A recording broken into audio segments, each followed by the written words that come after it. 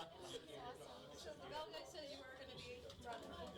That's right. Okay, how are we? I don't know if he's going to come down or not. Yeah, he'll have to come down. But I know last time I had a mic, I had a headset. But... You mean this afternoon? No. I was here. No, when we were, last year in Dartmouth, we had one with a mic, or for something like that, we had one mic, one headset. Okay. So, if you guys want coffee or tea or anything, grab it up, they can't do it. Okay. Our cider's an option. Hello, welcome to.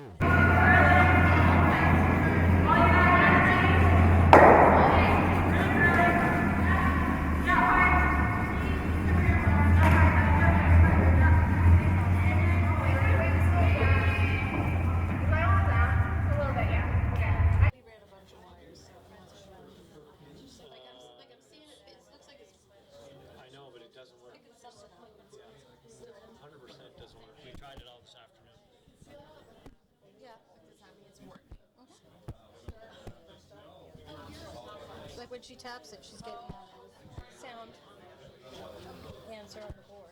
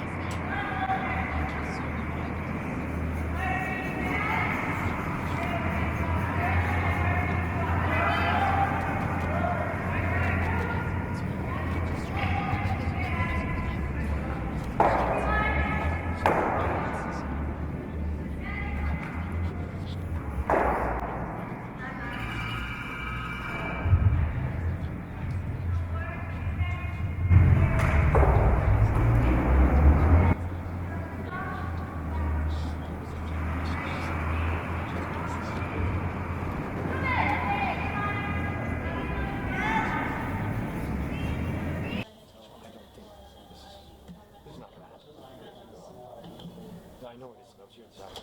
Right. I'll go. I know everybody looks.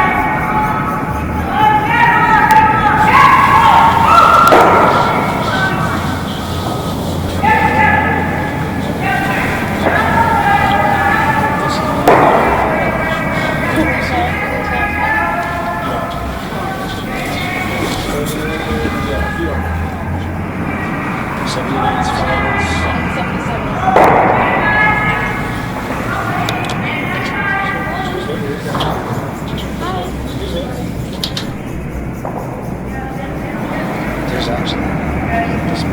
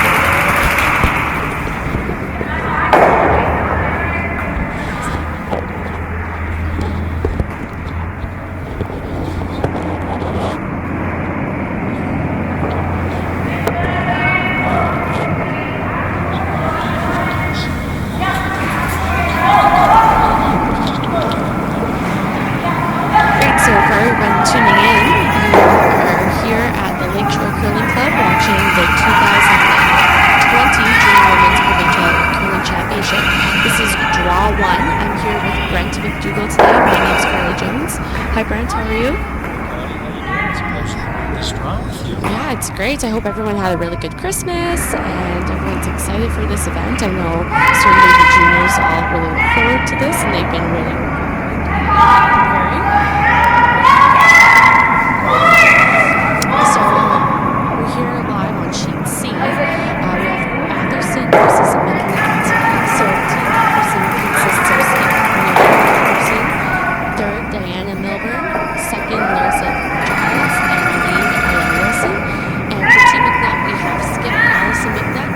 third, Anna Varga. Second, Sirius Fisher. And lead, Mary Larad. And it looks like the Batherson team is a local team here from the Lakeshore Curling Club, and the Team MacNutt is actually from the Truro Curling Club. Yeah, so we're excited here today. This is the first ladies' draw at the event. So this is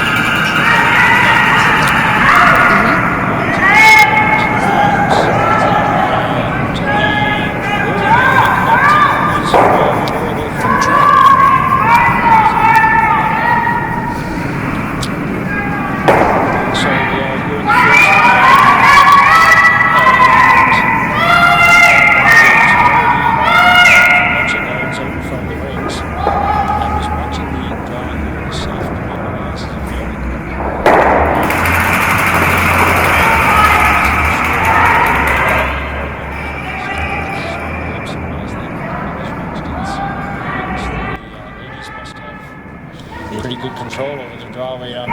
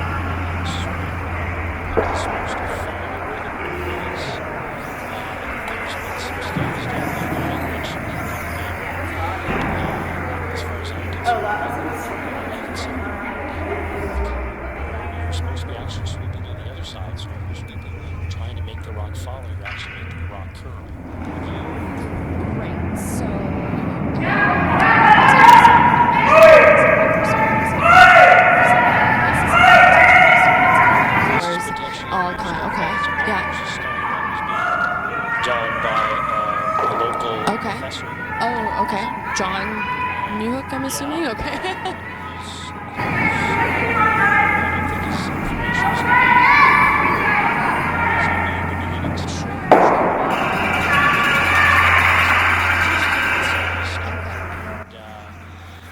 My front end is convinced of one thing, I'm convinced of something else.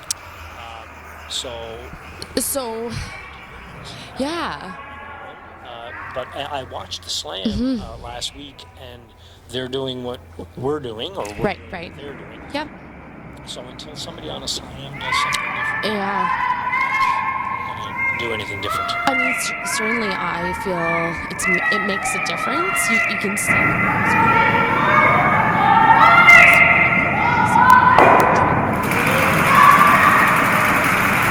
Away from you, so you would then be considered what would be quote unquote the outside sweeper, who is then designated as the sweeper to make a curls, and therefore you would sweep on the inside, if that makes sense. We have found that all year long, and it's worked. That has worked for us. I feel like I have two very good sweepers, and it's worked. And all of a sudden, they're questioning that theory. I'm not sure why. I think a lot of times because they don't see. If you're a skip or a mate, you see more rocks come into the rings because you can see the effect that the sweepers are making. And I think my lead and second aren't seeing that because Well, they're yeah. above the rock and not seeing the rock either go away from them or towards them. Well, sometimes too, when you are above the rock, I think about on my team, I play second. So as a front ender, I can even, if I see our lead sweeping it to make a curl, or even if I'm over top of the rock, you can sometimes even see it coming off of the line, right? And you can even notice the difference yourself in the moment. So. But I agree with you. I think until otherwise, someone like, Team Gushu or something like that tries something new, and then, like you said, will follow suit, right? Exactly. So, but, all right, so got some rocks in play. It looks like they're all kind of behind the tee line. So an opportunity here for the Batherson team, if they can, probably looking to try to get this one top 4 and make it tricky for yellow to get in there, and they might be able to score a bunch here.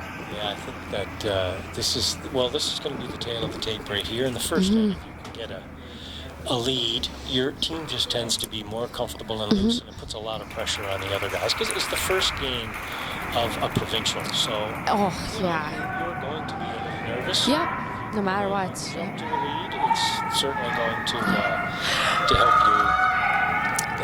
It's going to put a lot of pressure on you. Correct me if I'm wrong, it's still 10 ends at the provincial level in juniors, is that correct? Okay. 10 ends with a 5th end break, and the coaches, I believe, get 2 timeouts, and there may there's some other special rule which I was trying to figure out this afternoon, where I think coaches can direct the players a little more than in adult play. So I do know in juniors, that wasn't that long ago, like 9 years ago now. But the coaches were able to signal for a timeout. So, but I don't know if that has changed where there is any more direction coaches can give. But when I was a junior, coaches could signal for a timeout. Right. Yeah. So maybe that's, I do believe that is still the case. Yeah. I think there's some sort of more direction that can be given throughout the game. We learned some stuff today. Yeah. Figure that out. So opportunity here for the.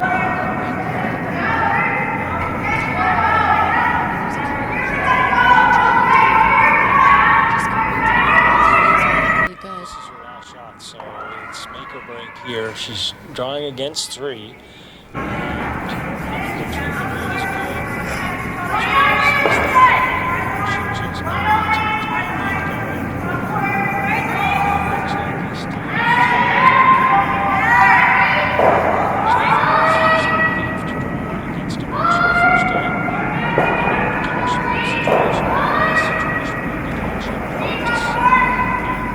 The game, you feel a little more comfortable. Definitely a little bit better for sure. Still, you don't.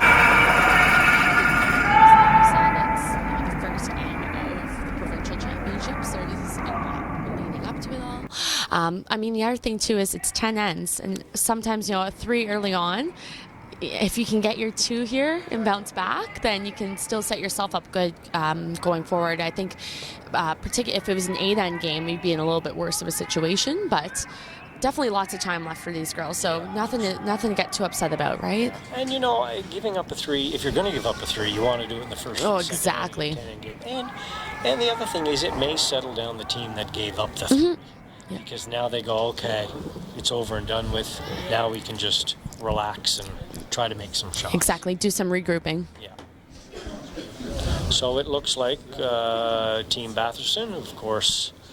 Scored the 3 in the first end. There's no need for them to be aggressive. They're just going to lob one in on the 4-foot. And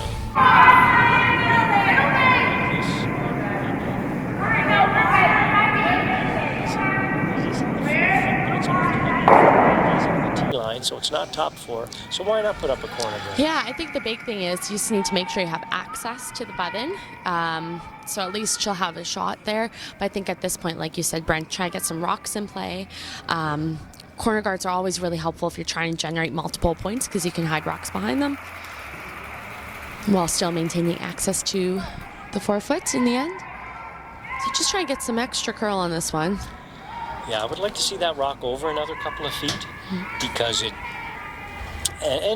because it's the first game of the event. Getting the broom in the right spot can be a bit tricky. You want to get that rock over as far as you can One, so you can draw around it, but more importantly, if you have to throw the in-turn draw, that rock is now blocking your path to the 4 foot. Exactly, yeah. So that rock really needs to be over by a foot or more. Yeah, I would say probably ideally, like if you could guard half the 8 foot, half the 12 foot, would you say would be an ideal spot? Yeah. Would be ideal. Yeah. Yeah. And they're not going to take any chances here. They're up by 2. They're just going to lob another one in the rings. But, you know, there's a wall created back there now. Yeah, they almost at that point recognized it was a little heavy, maybe should have swept it a bit to keep it straight and maintain that angle, rather, like you said, set up this wall. And this is where I wish junior teams wouldn't necessarily do this. Really, the end is set up beautifully for the yellow team. They have a corner guard. They have a wall. Yes, they're on the 4 foot, but they'll have easy access to those rocks. It would be time. I'd love to come around the corner guard right now. What does the opposition do? I think another option you could do is you could actually draw to those blue ones as well. Yep. Yep. Another great call. And that call would be even less aggressive. And if you happen to throw back 12 and you tap it out, or, you know, I think it's an easier shot. Yeah, I agree. Now you've given the opportunity back to the other team by not being so aggressive. And Batherson's doing what she has to do. She has to hit this rock. She can't hit a rock on the 4 foot. She doesn't have hammer. Just a recap of all the other games going on. Looks like we have blank ends on sheets B, D, and E. So we're the only sheet getting some action here. Only sheet was scoring.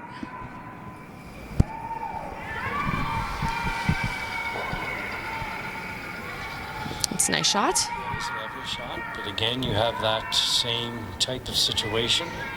Maybe you can hit the top rock and roll in front of you. Yeah, I agree. Yep. Yeah, you can go roll anywhere, really, I think.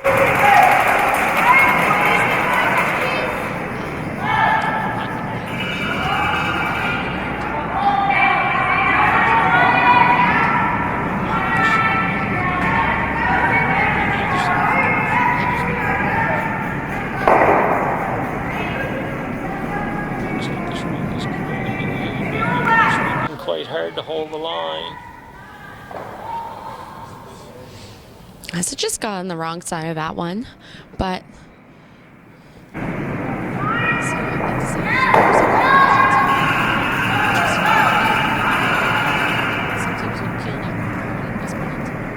yeah, up by 3. Yeah, there is the 5 rock rule, which means that the team that has hammer will have the option to throw up 2 guards without those rocks being able to be removed from play.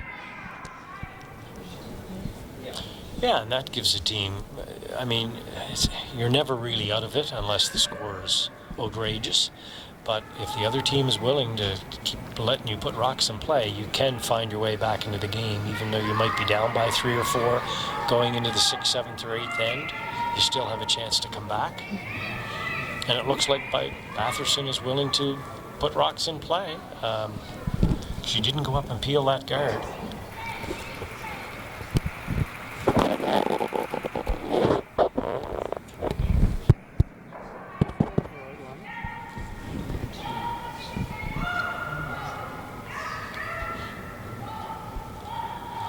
Again, I like this call. She comes down, she hits this rock, she can roll behind the corner, they can use the corner, she accidentally make the double. There's a whole bunch of good things about it, but you have to hold the shoe. Yeah. You know, that's imperative. And a lovely shot. Yep. A little extra bonus, like you said, to make the double, or at least move that rock to the back 12. Now that if you come around the corner guard, you will outcount that rock. And it forces your opponent to hit that rock. And if she rolls away, then you can draw around the corner. There's all kinds of opportunities now.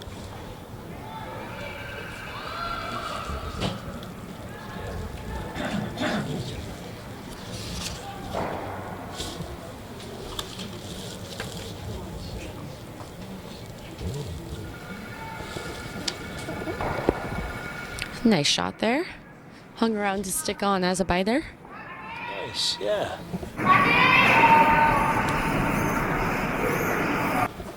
still like this call. I think some teams would choose to come around the corner, but I think by playing this, it kind of keeps your options open a little bit.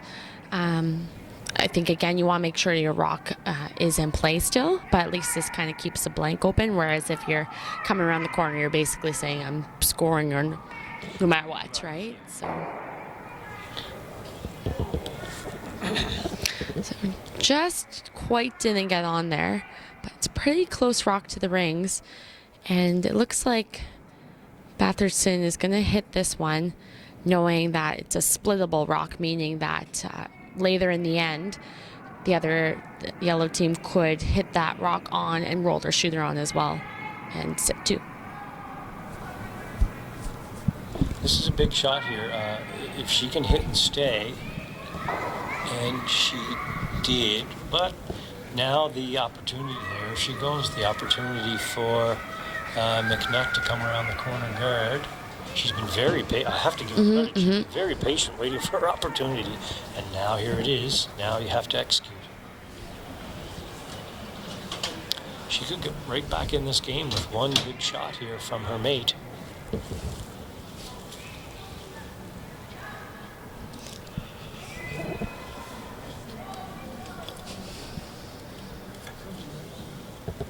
Looks like it's maybe a little, sweepers are peeling off. That tends to tell us that it might be a little bit heavy.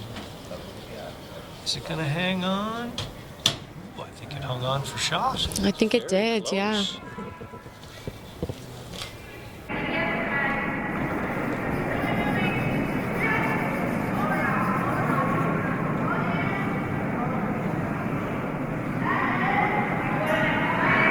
Yep, it looks like, according to the monitor, Yeah. looks like yellow was shot.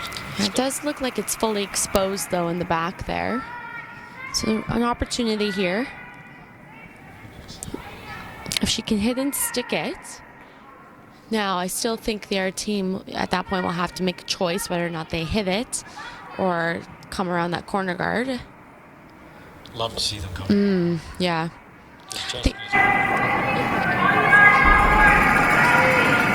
On your third last stone there. It's a good opportunity to make it and make it really good. Yeah.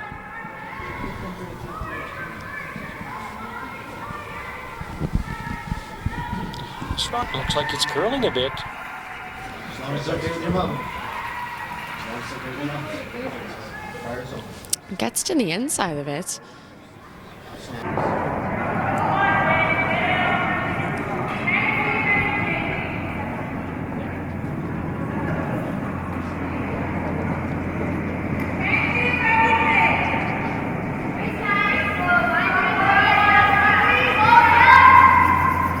So with that roll, chance to play that same shot.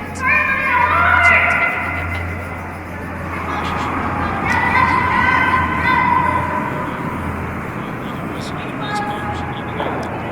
Did you see the shot?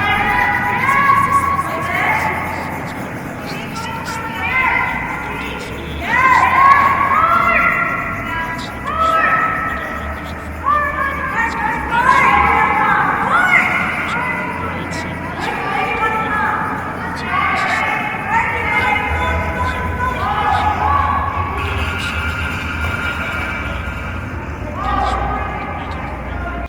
To jump on it and bury it. Looks like it wants to curl. It's very close. Getting some extra curl there. Looks like a lovely shot. And it's ahead of the tee line. Perfect weight.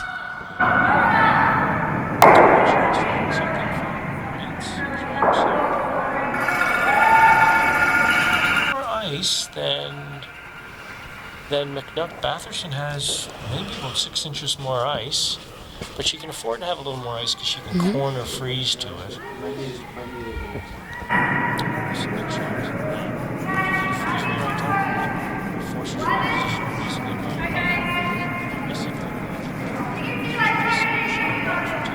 Suddenly got a game. And like you said, skips juice. Right? It goes to show that patience. Skip kind of having it in her head how she wants the end to look, which is always great.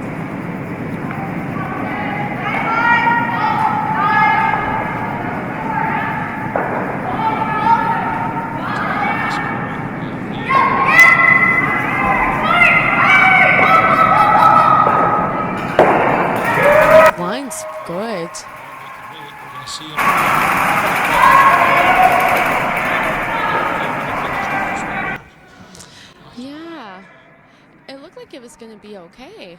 Yeah, no, it's a really well thrown rock. Still a little bit of a tricky shot. It's hard to tell from our angle here if she can see all that blue one or not.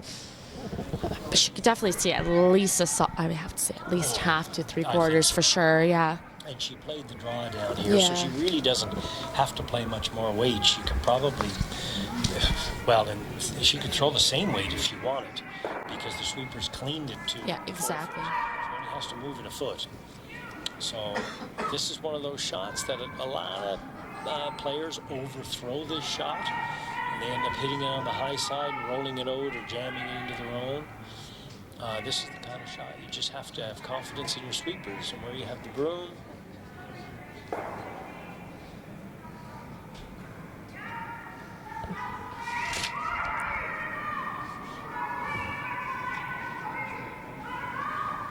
Sweepers are going hard.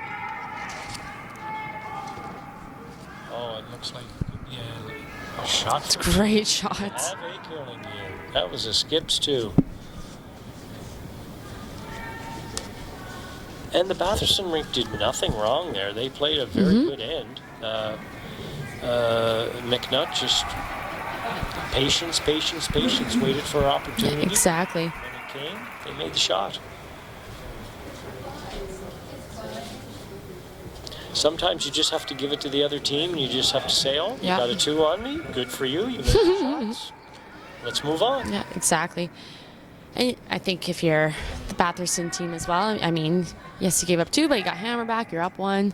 So I think ideally they'd like to also try to go for 2 here and see what they can do in the third end.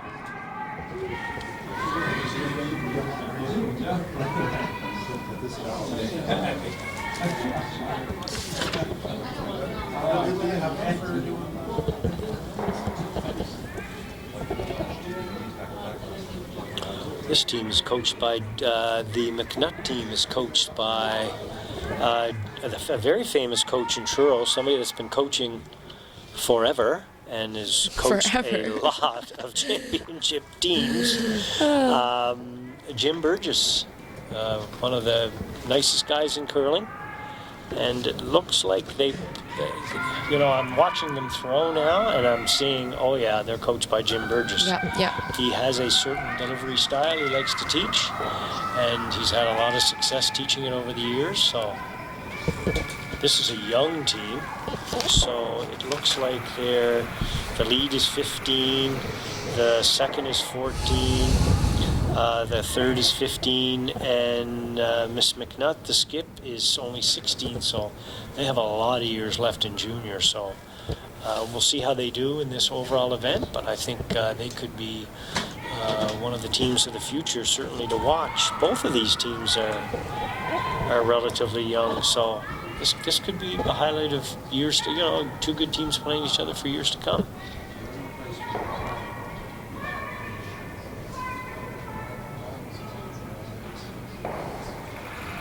Yeah, I think it's cool in the juniors where, you have these years to develop and there's different programs that you can go in.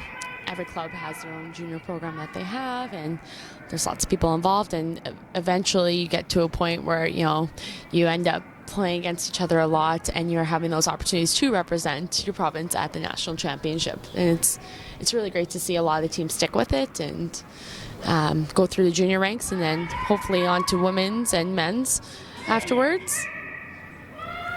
I mean, it's the way you build your sport, right? You have to build your sport from the ground up. You have to build it from youth.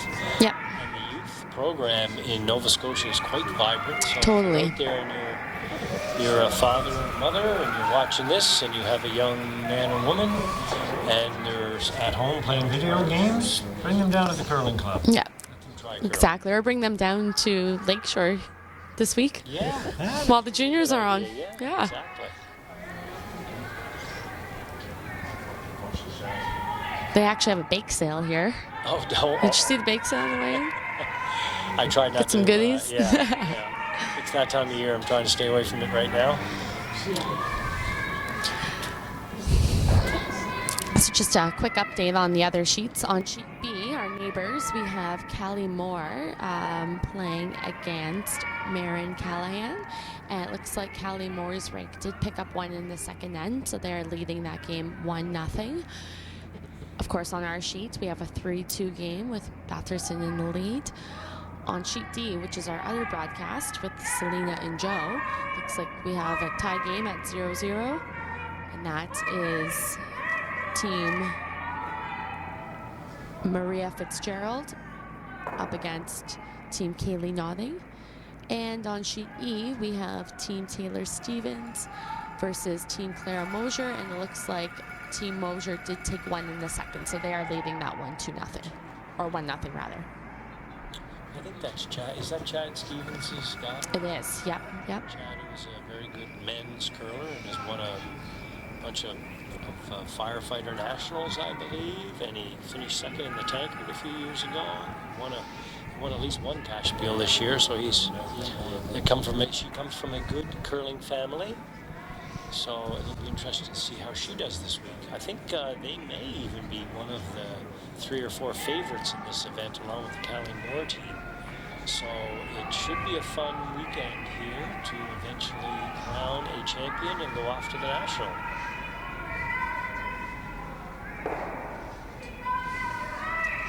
So definitely getting some rocks in play, which is excellent for us and excellent for everyone watching. Yeah, both these teams don't seem to be afraid, which certainly makes it more entertaining, and that's the only way you're going to learn and understand angles and understand when when to be aggressive and not be aggressive. So, I love it. 2 young teams that are willing to put rocks in play. It's the only way you're going to get better and learn how to play those tougher shots. It seems like they seem to be hitting a lot of rocks on the high side. I don't know if both teams are maybe throwing a little bit too much weight or it's a little straighter. I think it might be a combination. Yeah, I definitely would think it's a combination for sure. Especially when you get on straight ice, you can't be playing that same, normal hit weight on when we're trying to keep your rocks in play. You gotta bring down the weight, throw more controlled hit weight. And then that way you can ensure that you're going to nose the rock. So they're probably taking ice that they're used to taking, right, expecting a bit more curl and just not quite getting it. Yeah, I think you're correct on that. I think that's exactly what's happening. Plus, I think too you're a bit excited your first game. You tend to overthrow things a little bit. The last thing you want to do is have an over curl. You're going to hit it if you throw it hard enough and the rock is close enough to the broom. Yeah. The broom is close enough to the rock, I mean. I think that's a little bit of nerves, too. I think once the teams settle down towards the middle or end of this game, or even the next game, exactly, and you really learn the ice, I think they'll become more comfortable at putting the broom in the right spot, not overthrowing it.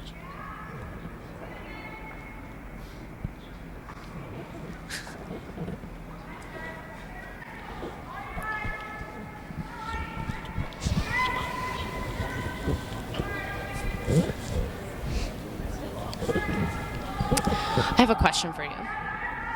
So when you say that Jim Burgess teaches a particular delivery, can you describe that to me a bit more? Well, he's a big fan of certainly a balanced delivery. They would, I would say, would slide a lot without a rock and without a broom. Okay. So he would work on balance constantly with them. And once you have balance, once your foot's in the right place, your sliding foot and your back foot is in the right place, once your body's used to being in that position, then when you introduce a broom and a rock, all of a sudden you're adding 2 things to even help more with balance. Okay. So he's all about flat foot delivery and he's all about balance. So if you have balance and a flat foot delivery, you're going to make a lot of shots because then weight control and line are easier if balance is not one of the things you're worrying about. And that is the hardest thing to teach in curling, is balance. If you don't have balance, then everything else in your delivery can break down. So balance is the key for him. Flat foot and balance is the 2 things he works on constantly with his junior teams. And you can see his sons, the way they throw. They all pretty well throw the same. They all have a flat foot delivery and they all have good balance. Thank you. And in today, a lot of times what's happening is to help with balance, it's all about core. It's all about core. It doesn't matter if you have huge shoulders or big legs or anything else. It's all about core. So for balance, it's core, core, core. So if you see a lot of these slam players or Olympic players, you're watching the Scotties or Briar players, it's all about a core workout for them. So they want balance, balance, balance. And again, like I say, with balance, you can control the weight, you can control the line a lot more effectively. So I see there is a timeout on our sheet. There are a lot of rocks in play down there. And there goes the famous Jim Burgess himself over there to talk to his team. So there are 5 rocks in the rings, but they're all behind the tee line. So whichever team can get a rock on the 4-foot in front of the tee line is going to control the rest of this end. Yeah, and I didn't get a chance to see whether or not the team called the timeout or if it was notioned by the coach for the timeout or not. Yeah, I'd be interested to know too if because sometimes the coaches see something that the players don't, and sometimes the players are out there and they're just thinking, "Oh my, I'm really not sure what to do." So yeah, and it does look like it's interesting. It does look like Yellow's throwing, so I am a little surprised by the timeout because with Yellow not having Hammer and they have some guards, to me it does look like the draw is the obvious call. Yeah. Now I think if it was a team with Hammer, again I still think the draw is the call. However, you may think, oh, maybe we should peel the front or something like that. You could peel the front if you didn't have Hammer because you're going to have an if you mean 4-foot. If you had Hammer. Had hammer, you're right. But if you don't, like in this situation, I think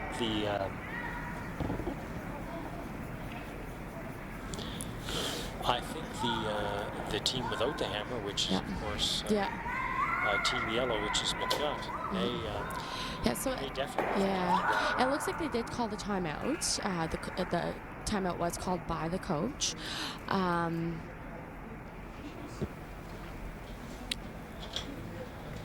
Wow, and it looks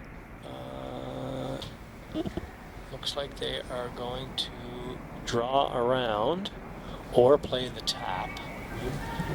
Either shot is fine. I prefer playing the draw because then it's just weight. It's not weight and line. Yeah. But some coaches and teams do like to play the tap because you can kind of tap it anywhere, but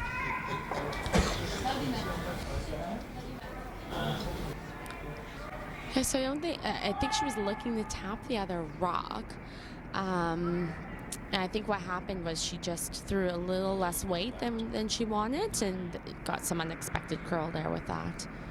So now Batherson has a chance to lob one in there, and if she can get one on the 4-foot in front of that tee line, it's going to cause problems for the MacNutt team. Yeah, this one's cruising right now. Looks a little heavy, doesn't it?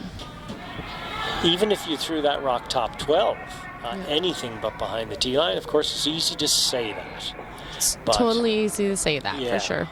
But even a top 12 rock cuts the draw for the other team. Now advantage goes back to Team MacNutt again. So as we said 5 minutes ago, the first team that can draw in front of the tee line on the 4-foot is probably going to score this end. And as you can see, like I saw this afternoon, the ice is quick. We'll have to find somebody with a watch here shortly. Yeah, I mean, I could try time a couple with my phone here, although hard. 25 seconds. That's very fast. Yeah. That's you basically falling out of a hack and letting it go. I unfortunately will.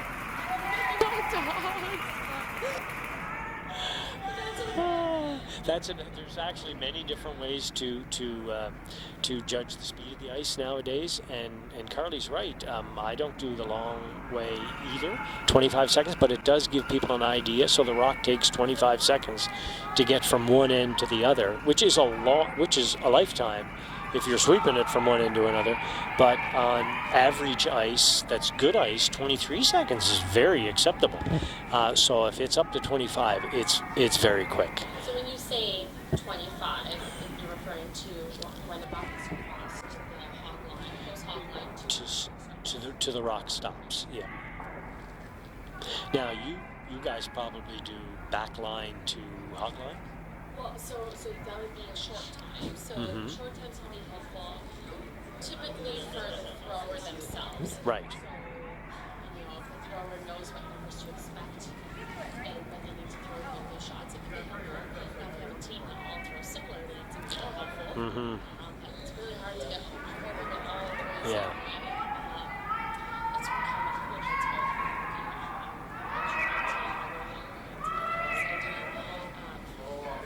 So you can kind of go together and grow similarly. I find in my experience of being in women's and at the junior level, tend to go different places, the DDOJ, and when throws a certain way. Of course, you want to try to throw similarly in terms of how many rotations you have that's working. When it comes to drawing, everyone's going to throw how they feel they need to throw. Right. I find that a split number between a split or short number between meetings, say just TV may not be close. Yeah.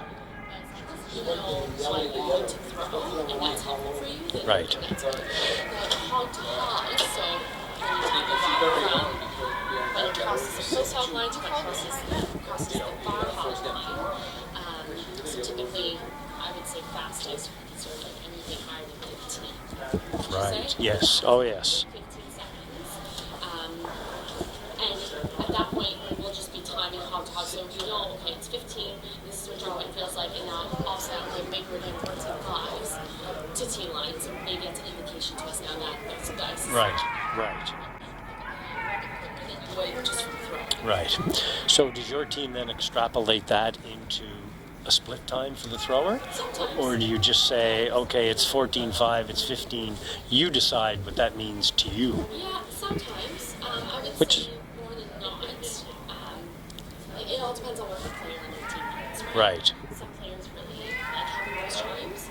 I know for me, I can take myself back to a place where I was during practice and say, okay, well, during practice it was 14. It's Right. 15 here, so I didn't think about the last time I was in practice. Right. At that point, I asked for maybe some first short space. Right. And then once you draw it, you have a baseline. Right. Well, I find I'm terrible. My sweepers will tell me what the split is, and I'll have to throw the exact same draw 2 minutes later, and I'll say, what's the split? And they'll go the same. I said, no, I need to know the split. So it's whatever you get used to. So I don't necessarily work on feel. If they give me a time, I generally throw that time. So it's just everybody has a different way of doing it. Brian Rafuse, who's the wonderful ice maker here, he would be somebody that would never do splits. He would just kick out and he would feel it and let it go. I don't have that kind of throw. I have very good sweepers and they generally give me really good times, and that's the way I do it. But to each his own. Whatever works for you, and that's the beauty of junior curling. You got to find out what works for you. It's not the same for everybody, and I think it would be really interesting to spend some time working with some juniors and really talking with them, because I know kind of growing up and all the tips and tricks then. And I'd be curious to know if it's similar, if not, do they still do motions, but sort of actively right.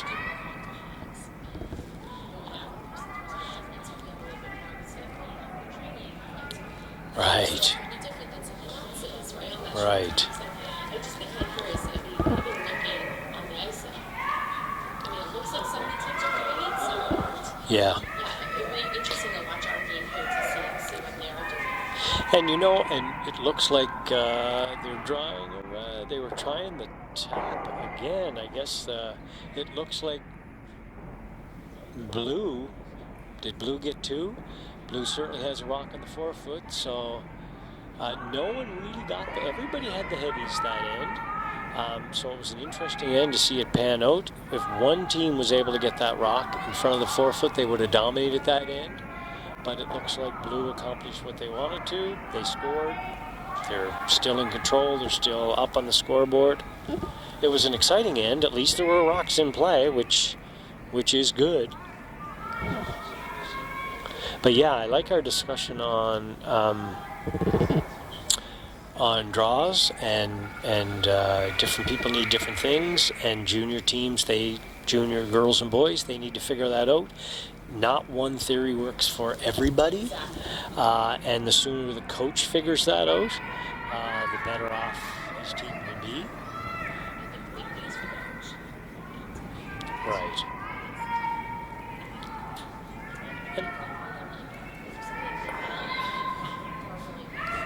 Right. And the watch is a guide. If you're a good sweeper, and they are hard to find, if you are a good sweeper and you see the person release the stone, and after it's maybe 4 or 5 feet out of the thrower's hand, if you have a really good idea of whether that rock needs to be swept or not, you're going to be a player that everybody wants to play with because you make the thrower better. Those players are hard to find. A Breck Gallant would be somebody that would be very good at that. Yeah. Yeah, and so if you find somebody like that, you don't let them go.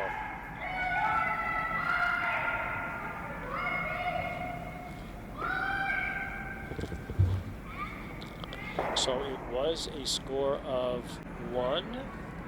So Batherson is up 4-2 going into N4 without the hammer. I see the end is progressing a lot like it progressed 2 ends ago on an even end, where the MacNutt team threw up the corner guard, and now the Batherson team. I thought they would draw into the rings, but they're very aggressive. I love both of these teams. It's very aggressive, yes. Center guard, Yep. rarely see that I would, nowadays. yeah. I mean, I guess it all depends on what you want to do, right? You could go top 4 and see what they do. Yeah. Hit rolls are not Yeah. easy. I would say, yeah. I think for a lot of people, though, the natural instinct is to hit the rock because you don't want it in play, right? Right. And you know what? And the teams out here that understand that it's easier to draw it there than hit it there will be the teams that will be in the final. Yeah, exactly. So a little bit. Yeah. Really good, yeah.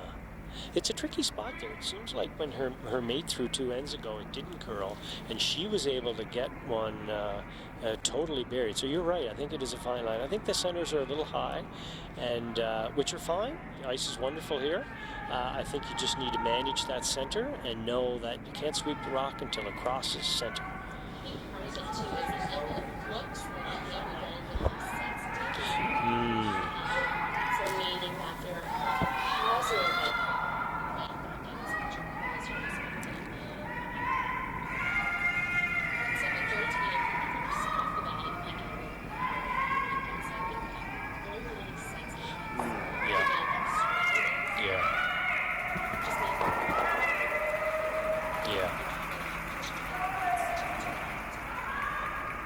Yeah, because today's delivery, really, they want you to pop the rock out towards the broom.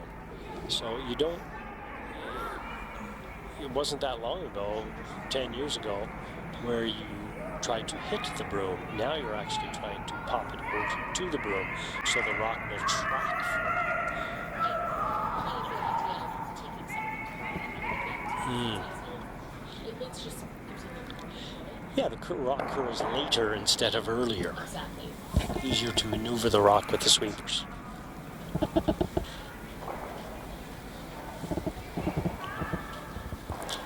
This looks like it could be their sweepers are tailing off, which is the telltale sign that it's could be heavy. I think the story of this game so far has been case of the case of the heavies. Yes.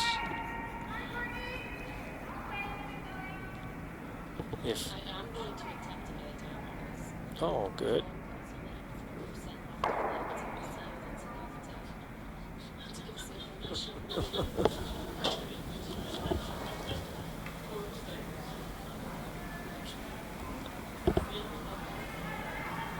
So again, just like in the previous end, whoever can find that top 8 weight, we don't even need 4-foot weight, whoever can find that top 8-foot weight is going to control this end and is going to be the mouse instead of the cat.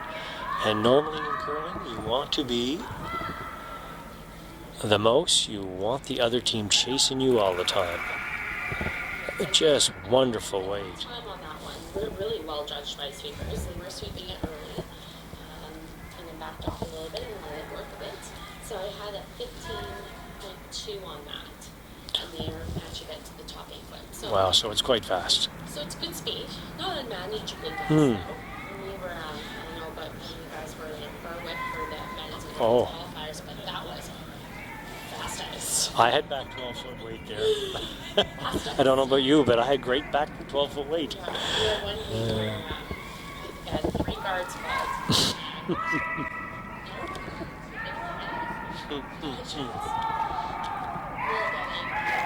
It was like 16 seconds to do that. Wow.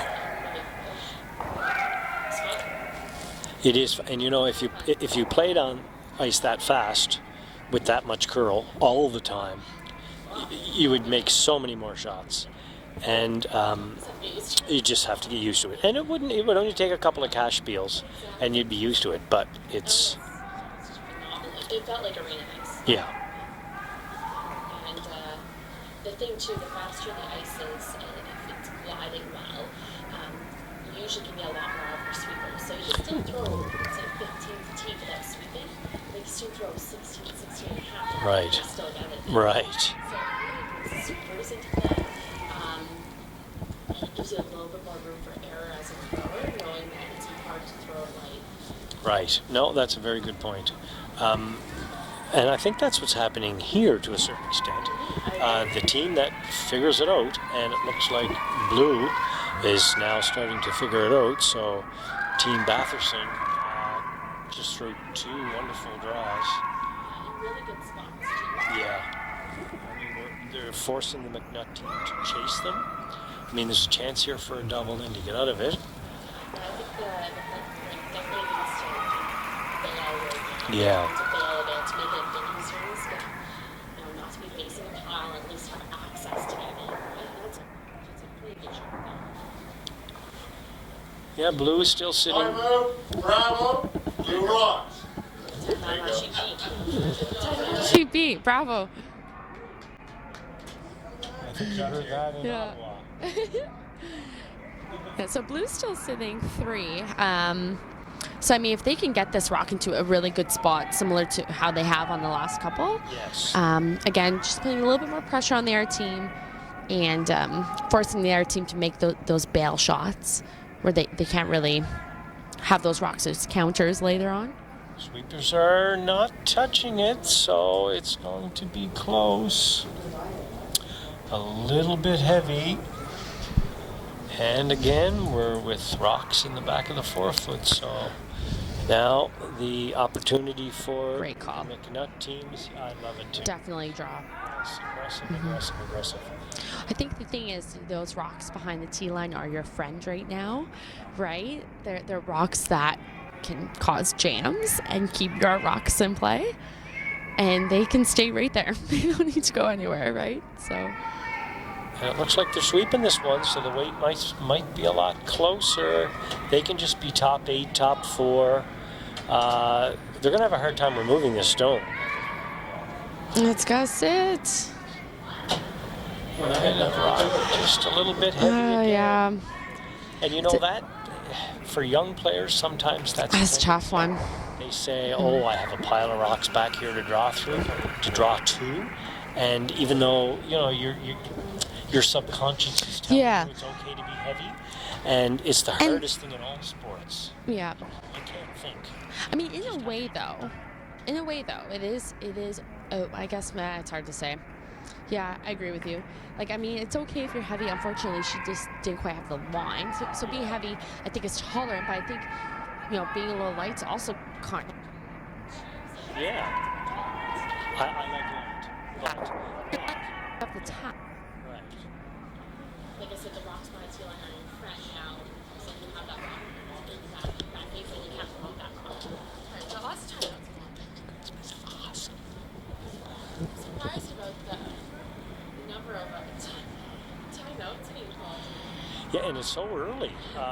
You're going to put timeouts. But I mean, if your team can get a substantial lead because you're calling timeouts, Right. then I guess the point is mute. I think that's the key thing. Yeah. I think the key thing is if we're talking about, and unfortunately, I missed them calling the timeouts in the second end. And each team only gets 2 timeouts. 2 timeouts, yeah. So on sheet B, we've seen 3 timeouts. Yeah. Two timeouts and 2 on our sheets. And 2 One on our one for sheet, each so team. They're only into the 4th end. And Yeah, they got to hold on to those. the timeouts are taken, but the coaches know the teams better than we do. And Totally. try to settle them down. I think that, that could be exactly right. And like going back to what you said, it's the first game at provincials. You got to work your way in. I think the biggest thing is big point swings. I think, unfortunately, I didn't see the timeout called by the MacNutt rink. I know the coach called it, but I didn't see what the call had been. Right. So obviously he wasn't happy with the call. But I think it was knowing that Blue was in, and it actually worked out quite well. Blue was probably in a scenario to score 2 or 3 because they were sitting really well. Yes. So, knowing that there could be a major point swing where you're going to go down a bunch of points, I think that does warrant calling a timeout, even if it is early on in the game, right? Yeah. Yeah, that makes total sense to me too. Yes, for sure. I think that's probably the hardest part about being a junior curler. All these girls, they're out throwing lots. They throw tons of rocks. They all know how to curl. Technically, if anything, you're going to become the most technically sound you're ever going to be, and that's all just downhill after that. But, You're at the rink every day. you're at the rink every day, Yeah, right? yes. This is what these kids do. They live, they breathe curling. This is what they do. And I think the hardest part is knowing what the right shots are to call. Right. And it's just because of experience, because you just simply haven't had the volume of games Right. to see those scenarios and those situations and to apply that in later games. That's definitely one of the hardest things to do, especially at the junior level, is to call a really good game. Yes. And sometimes you don't learn your lesson the first time. No. The second time, the third time you make a bad call, Yeah. because the other team may end up missing. And you think, that was the right call. Right. And then all of a sudden, somebody makes a shot against you, and you go, wow, I've been playing this shot for 2 cash peas in a row, and it's always worked. But now I know why I can never do it again. You have 8 rocks, and you have to use them wisely, and you don't always have to get a shot rock right off the bat. It looks like they're trying to throw a little top weight hit and roll here to come through this hole. They're just trying to maybe... That rock looks like it might be a little bit light. She might have got into a fresh path. The sweepers didn't seem to panic when she let it go. Yeah, it's hard to say. I agree. It definitely could have been a fresh path for sure. It looks like it was tracking down a different path than we've seen. It could have picked up something It as could well. have, because it did curl an awful lot for where she had the broom, so it very well could have. But now Blue has a really good chance to sit 3 again if she can. If one of these teams, now it's Batherson's opportunity. If she can put it somewhere in the 8-foot, 4-foot front of T-line, Yeah. MacNutt is gonna have a tough time scoring, Yeah. let alone not giving up a bunch. It still looks like she does have the out-turn draw, although she would have to go out into the weeds a little bit. That's an old Russ Howard trick, making you draw against a couple, making you Right. Yes. in a game. Yeah. I've only got caught 8 or 10 times before I learned that lesson. So sometimes, you you know it's the right shot, maybe to go wide and get the drop. But if there's something to hit just to give the other team one, sometimes you have to just take your poison. Yep. And in this case, she may have that opportunity with. She's going to have that out-turn draw. She's going to have the same shot again. She's going to have the hit and look, she's going to play that hit and roll, which I like this call. Make your hit and roll. You can hit it as thin as you want. It was, yeah. Against the other rock. You can come in against your own rock. I love this call, yeah. Oh, you're changing. Turns. I love the other turn. Because you can almost... Yeah. It's funny, I actually, now that at our angle for the viewers at home, we're actually a little bit off to the side, so it's pretty difficult for us to see the exact angles of where the rocks are in relation to the guards, but I'm kind of surprised she didn't place on her first. Now that we're seeing her go the shot. Yeah. All she needed was 8 foot. True. She's changing her call. And she's going for the out-turn draw now. I like either call. Yeah. You're going to change your call. I like for you to come down. Yes. I think she's going back to the other turn is what she's saying.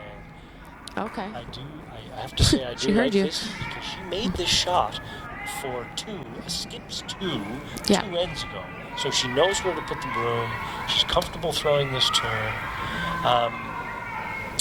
I like the call, and let's see what the outcome is. Really working on this one. Is she by the top? Just catches it. So that looks like a steal of 2. So that's going to put the Batherson team up 5-2 after 4 ends. There was opportunity there for the MacNutt team to get back into this end if they could just get a rock in front of the tee line, but they weren't able to do that. But that's curling, folks. Yeah, exactly. Block. Yeah, I like it. Yeah. Like I said, it's a very interesting game.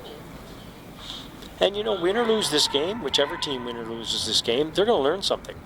They're going to know the next game they play, they're going to be more comfortable putting the broom down for those tough weight shots that you have to make to win curling games. And so they should both walk away with a smile, thinking, okay, at least we learned the ice. Now, the next person we're going to play, if they just played a hit game, we're going to be able to jump on them. Low scoring games, it looks like a lot of these other games are not necessarily boxing. Yeah.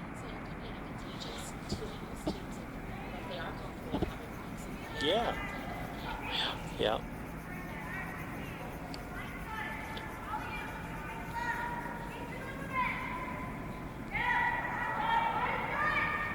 You know, and you have to do it in your club games, you have to do it in your cash spiels, you have to do it in your fun spiels.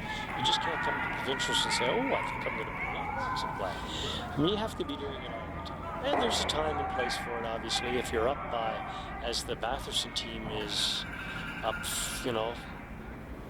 6-2, there's no need. They threw up a center guard, which is surprising to me that they didn't try to draw it in the rings. All of their strategy is working, so who am I to argue? But I think the prudent thing to do would be to throw it in the rings and force the other guy to chase you. But if she comes around this and buries it, all of a sudden, she's putting pressure again. Every shot on the MacNutt team from Truro.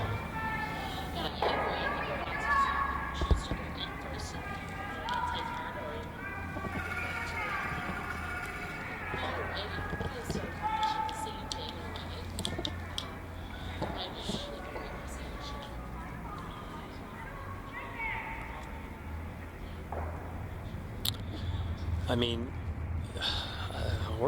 this game is not out of reach for the MacNutt team. Batherson is continually putting rocks in play. So if the MacNutt team can just find their draw weight and get on a bit of a roll, we could have ourselves a very close game here. And I love this call. Come around that. You put up the corner guard, use it.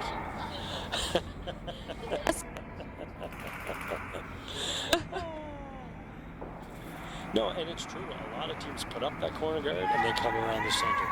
And I think to myself, why did you? I'm glad you're coming around the center because I don't have hammer. You're putting up that corner guard, but why aren't you using it? Now this, I have to say, is a gutsy call. That rock looks somewhat exposed on the back of the 12-foot. You're up by a bunch. I would think you would try to tap that out.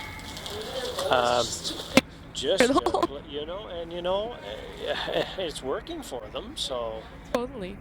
they seem to be the team that's found that in front of the T-line weight. So, and the skip knows her players too.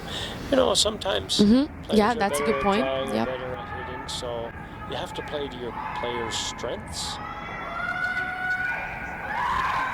I have a gentleman on my team that's a better hitter. If I have a choice between a hit and a draw, I give him a hit. I have another player on my team who's a better draw. So if I have a choice between a hit and a draw, I give him a draw. So Yep. it's, if you have a choice, it doesn't happen all the time. Sometimes you just have to play a particular shot. She was just a little heavy on that one. Interesting. Yeah, I like that. I like going around the corner. I love going around the corner I do again. Too. Let's bury another Yep. one around there, and all of a sudden we have ourselves a curling game. And then those 2 yellows, they'll stay there unless for some reason she leaves it open, and then perhaps the Batherson team will go for the hit. But if history repeats itself, they're gonna probably keep trying. So. And this doesn't have to be perfect, just in the rings Right, yeah. somewhere and a little bit buried. Yeah, exactly. Like half buried would Right. be really nice. Perfect. Yeah. And the reason you would want it half buried, you're trying to get the other person You want to entice them into it. Yes.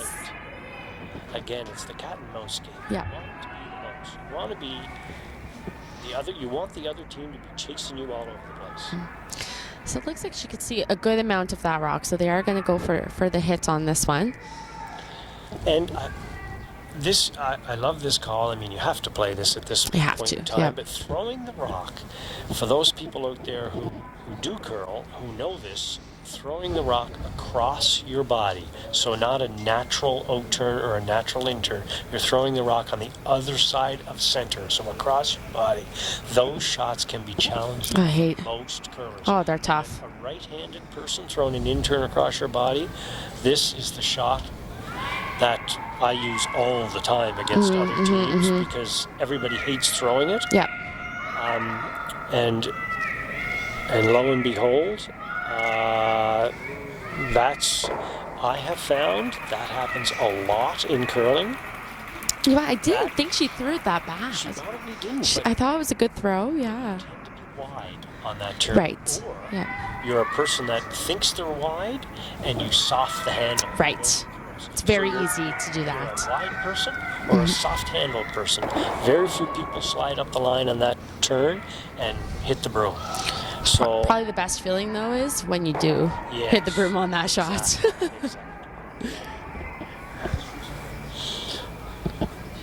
So the MacNutt team is trying to draw around. She looked like she was a little heavy, so they were trying to tick it in there, and I don't think it rolled in. I think it's just over on the left-hand side there. Yeah.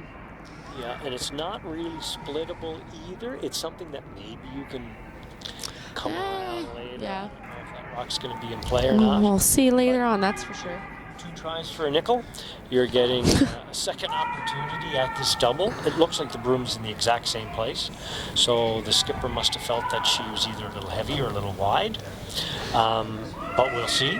I definitely, yeah, I feel like I'd be tightening it up a little bit, yeah. That's what I would like to see them do, but a lot of people see the rock, the corner guard. They don't see the rocks they're trying to hit. You have to be blind to what's out in front of you. You throw the right weight and you hit the broom. Yes, exactly. If there's another, No. oh my gosh, there's another rock there. What if I'm tight or wide or narrow? You can't think. You just don't think. Just perform. There's the broom. Yep. Yeah, I think that's the big thing is really focusing on that broom. It's really important to talk about the pro side of things. But, like little things like, make sure you don't hit that guard, right? Like things like that. Not, it could be tough, right? Because then it's like, okay, well then now you're like, okay, well that guard's there, right? So making sure that, okay, well, how close do we want to cut this to the guard? Do we need to be buried, half buried? Okay, well, let's make sure we take a little extra ice then, just to be sure, right? And then just really honing in on where that room is and throwing that right weight, and then letting your sweepers take it in. And you know what? And there's two ways to look at that. There are the thrower's way to look at that. Yep. They can say I can be a little heavy, a little light, a little wide, a little narrow when I'm throwing it on particular shots. Or it can be the person in the rings who's skipping, who knows his players, who can then say, I know this guy throws this, or girl throws this shot this particular way. I'm going to groom it here. Yep. I might have a sweep right out of that person's hand.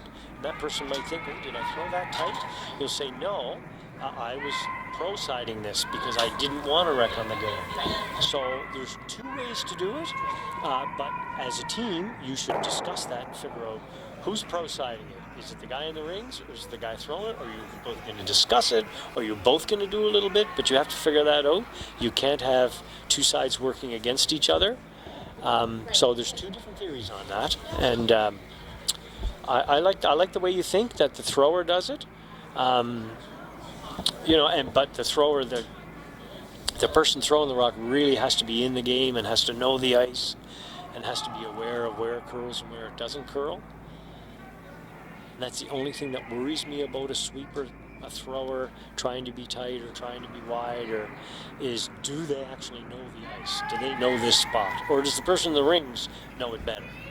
Regardless of the discussion. Right. It's happened, right? Like, it's definitely not a topic.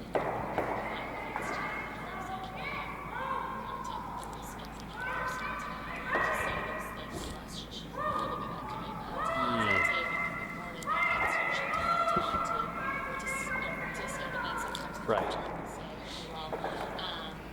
What is my pro side? Right. Yeah. Right. Right. No, and you just have to have a process. Whatever that there's no right or wrong, but the team has to decide what it is and then commit to it. Don't all of a sudden under pressure do something different. Stick to the process. So yellow is, I know, and Batherson, coming down to her second last shot, I'll say that she is not afraid to put rocks in play, even though she's ahead. And if she makes this lovely freeze here, she could cut the end down for Team MacNutt.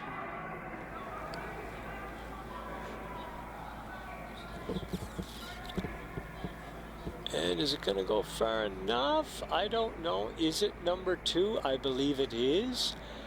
And yeah, it is hard to tell. It's still a pretty good shot. Yeah, and again in front of the tee line. Even though it's only touching the 8 foot, it's still better than back 8. I think for yellow, right, because if you get 2 here, then you're down 2 with that 2. Right. So optimal, I think, would be getting 3, and 2 would still be acceptable. So you have a couple options here. You can hit this rock. The only thing is, it's kind of all over it. Yeah, I'm a little. So, yeah. Time call. So that's probably why they're calling it, yeah. The most experienced coach here. I'm not surprised that he is calling a timeout.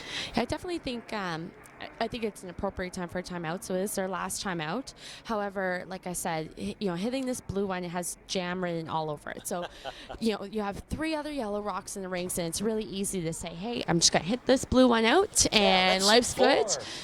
And this rock can jam on the rock on the 4 foot. It could jam on the one in the back 8 foot, and all of a sudden your end's taken away from you. So I think what we're probably going to see Jim call is, I would think an outturn draw on top of the one in the 4 foot, put another one right on top of it.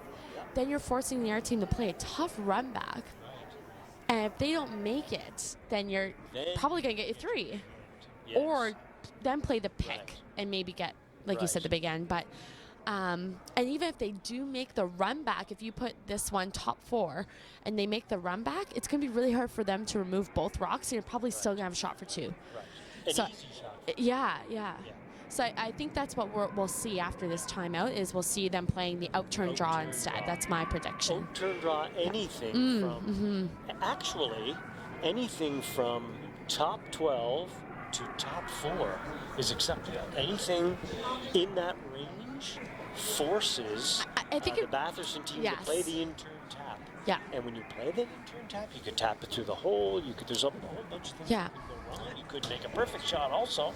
I definitely think you'd There's a like whole to get bunch of things second that shot, could go though, wrong. I think. I really do think Yeah. second shot is key, I think. I just don't want, I don't want to see back 8 or back 12. Right. That's, All right. So here it is. Our predictions are correct. Well, yeah. Jim's been around for a long time, so It's really too bad, though. There's no timeouts left, though. That part does. That's the unfortunate part. but this could be the TSN, as they say. This could be the Bell mobility turning point. The Butterball turkey. Oh, The Butterball turkey. and it looks like her weight was pretty good, maybe a little bit light. Just light again. Yeah. Interesting. Yeah, she's been light now a couple of times. Yeah. It could be Oh, I was just going to say that. it could be, because they don't seem to be, oh my gosh, panicking. Yes. It could be that rock. It could be that rock. I mean, I should mark that one down. we should. We're going to be using it next week. So 1% on my phone now. Yeah. Let's see what we got here. Skips rocks. Do we know what they are? I'm assuming. Have a look. See what you're throwing. These rocks are the provincial curl rocks. They are very, very good rocks. Oh, my phone just died. But as in every set of curling rocks, there's always 1 or 2 bad ones. It's and with these provincial curling rocks, there is 1 or 2 rocks that tend to act. Yeah, for sure. If you can merge 2 rocks that do the same thing, then are they bad rocks? No, they do the same thing. But you got to find that out. And sometimes, if she does have a bad rock, this could be a Yeah. lesson for them. Yeah, for sure. Yeah. Believe it. If you think it's the case, Yep.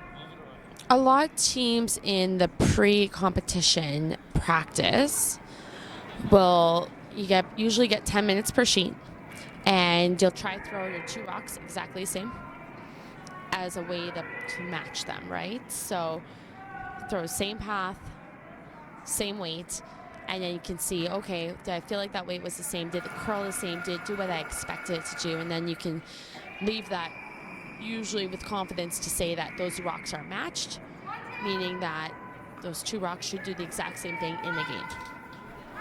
yeah, that makes perfect sense. And a lot of times you do catch them in practice, but there are always 1 or 2 that slip away. And I think when you think you have a rock that's not matched, get rid of it. Try to find somebody else who has a rock that maybe is a little slow or a little quick or a little straight or a little curls more, and put those 2 rocks together. Yeah. We generally like to give them to our second on our team, but some teams give it to their leads. It just depends on who likes throwing curly rocks or straight rocks or slow rocks. I wouldn't hate having a little bit of a cutter for my outturn. Yes. There you go. See, so there's a prime example. I had one last year. I remember in one of our games at Provincials, I had a rock that was a known cutter, meaning it curled more. And I throw a pretty straight outturn, and I was getting curled. That was really nice. I was quite enjoying it. So you play second Yeah, on your ladies. I do. So Yeah. that's a weapon that can be used. Not to say I can't make my outturn curl. I can do that sometimes too. But a cutter helps. So this is a draw for 2, and she needs full 8 foot, and it's slipping through. Oh, it's a little too heavy. Slipped through. Now, we It's could have gonna a be measure. close. Yeah. I think the blue team is quite confident that they're number 2 because they guarded. They didn't play I'm still not sure why they didn't play the tap, but I mean the tap could have set up the double. All of a sudden you're looking at giving up 4. So maybe the guard was the call. They must be confident that they're number 2. They're kicking rocks away. We're going to see. Will there be a measurement or not?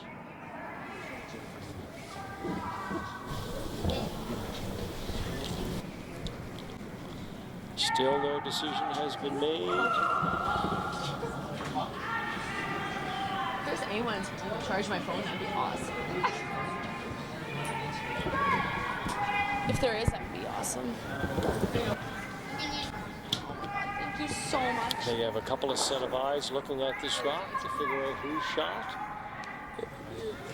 On our video screen, it's probably what you, well, it's certainly what you see also. It's really hard to tell. Yeah, I mean, I agree with you, Brent. I think that blue probably wouldn't have guarded it unless they were second shot.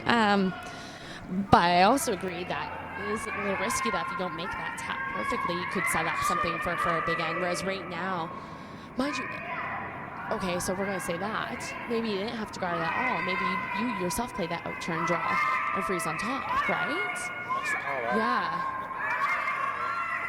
A lot of skips are afraid to play that because, oh my gosh, if they're light or if they're...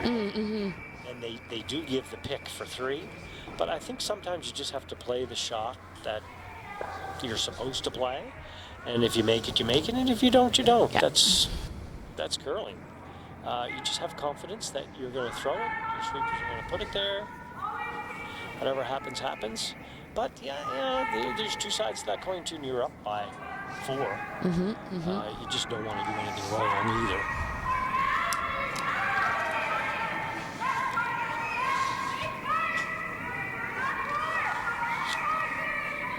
So while we're waiting on this measure here, let's give a quick update on the other sheets. So on sheet B, we have Team Callahan up against Team Moore, and it is tie game at 1-1 after 5. They're in their 6th end right now. We'll be heading into our 6th end here shortly. They will have their 5th end break, mandatory 5th end snack break. Sheet D, we have Team Fitzgerald versus Team Nodding, and that is our other broadcasted sheet with Joe and Selena. And I can't actually quite see the score there. It looks like it's 1-all as well. Or D rather. D, it's 1-all, I believe, yeah. Oh, no. 2-1. 2-1 to 2-1 for Team Nodding in the 6th. And on sheet E, a really big game over there. So it looks like Team Stevens up against Team Mosier. Looks like Stevens took a 4 in the 3rd, but gave up a steal of 3 and 5. So some quick math tells me that Team Mosier is up 5-4 versus good. Team Stevens. I know. Mathematician. Thank you. And with the exception of sheet E, where the score is, as Carly just said, 5-4, we have the most exciting sheet, really. There's rocks in play every single end, so I'm glad we ended up with sheet CC. So it's very exciting. I don't know if it looks like Batherson, MacNutt scored 1 that end. So after 5 ends on sheet C, it looks like it is 6-3 for Batherson. Batherson having the hammer going into the magical 6th end. So we're going to take a break here while they're cleaning the ice, and we'll be back to you shortly. Would you like a beverage? What would you like? You have it. I'm going to get cider. I'm gonna have it. Give me a beer in a glass. Okay. What kind? Galaxy? Okay. Yeah, Galaxy. Don't care, Okay. dear. I love it. Okay.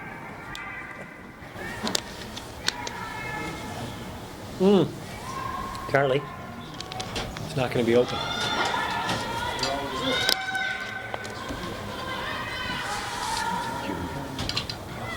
Oh, it is now. Is it? Yep. Oh, yes. I want to give those. Yeah.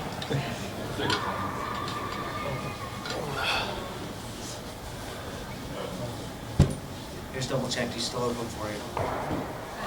I said I double checked he's still open. Is it not for much longer?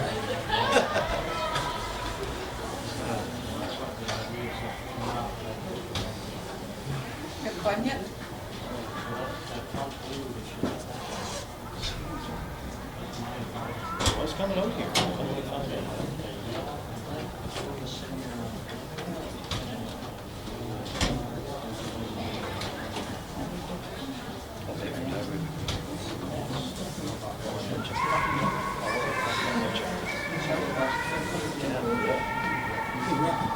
cold. Look at all the gear you got on. Huh? Yeah, I'm wearing jeans. I was out there early. The opening ceremony says that out there.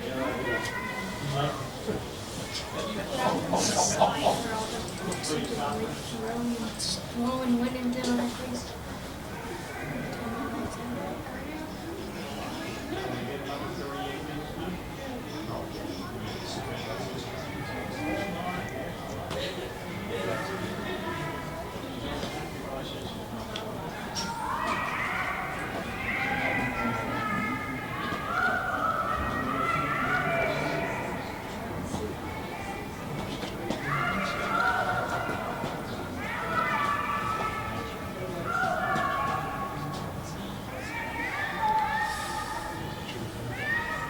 Oh, yeah, that's close.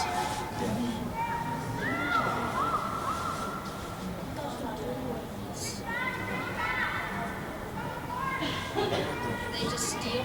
No, not yet.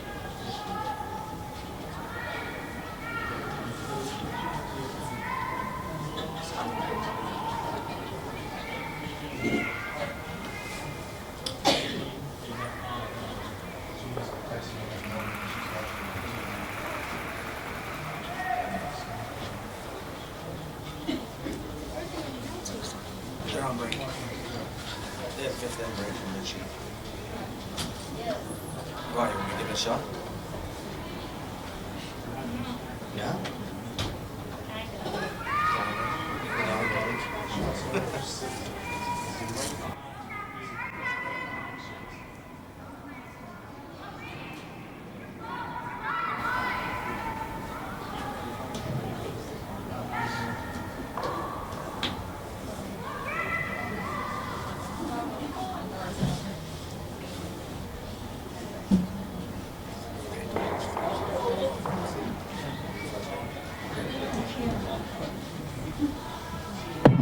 Mine is a rum cider.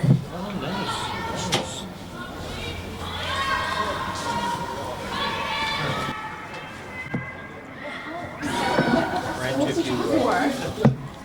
It's really goes really fast. Yeah. We're commentating. Yeah, you can show me. Oh,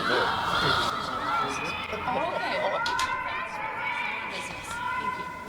I can think it would be entertaining if you were to have 3 or 4 more right quick. Thank you so much. It would. Okay, phone is now charging. Ah, that's funny. I haven't turned on.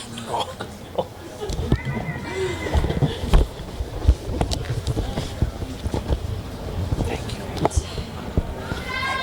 Back in business.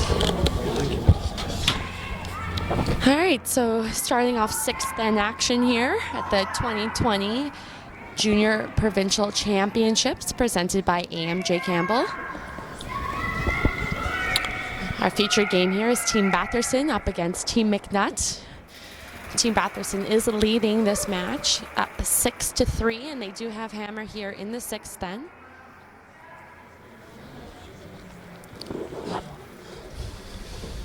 And I like the slogan on the AMJ Campbell, make your best move. The best Love move it. tonight is what? Keep the rocks. Ahead of the tee line. Right. All right, so interesting call on the first one here by MacNutt. I'm not sure if they called the corner guard or not. Most teams would usually choose to call a guard on the center to try to block access to the button. However, you know, guards are their friends right now. Yep. So any guard will help them right now. And great draw there by the lead on Team Batherson's team. Laura Giles. Or Ella Wilson, rather. Really, really nice draw. It's a really nice draw. Now Yeah. this end is set up for Batherson to be the aggressor here. I mean, she has a corner guard. She has a rock behind it. It's ahead of the tee line. And it looks like the MacNutt team is just a little bit heavy.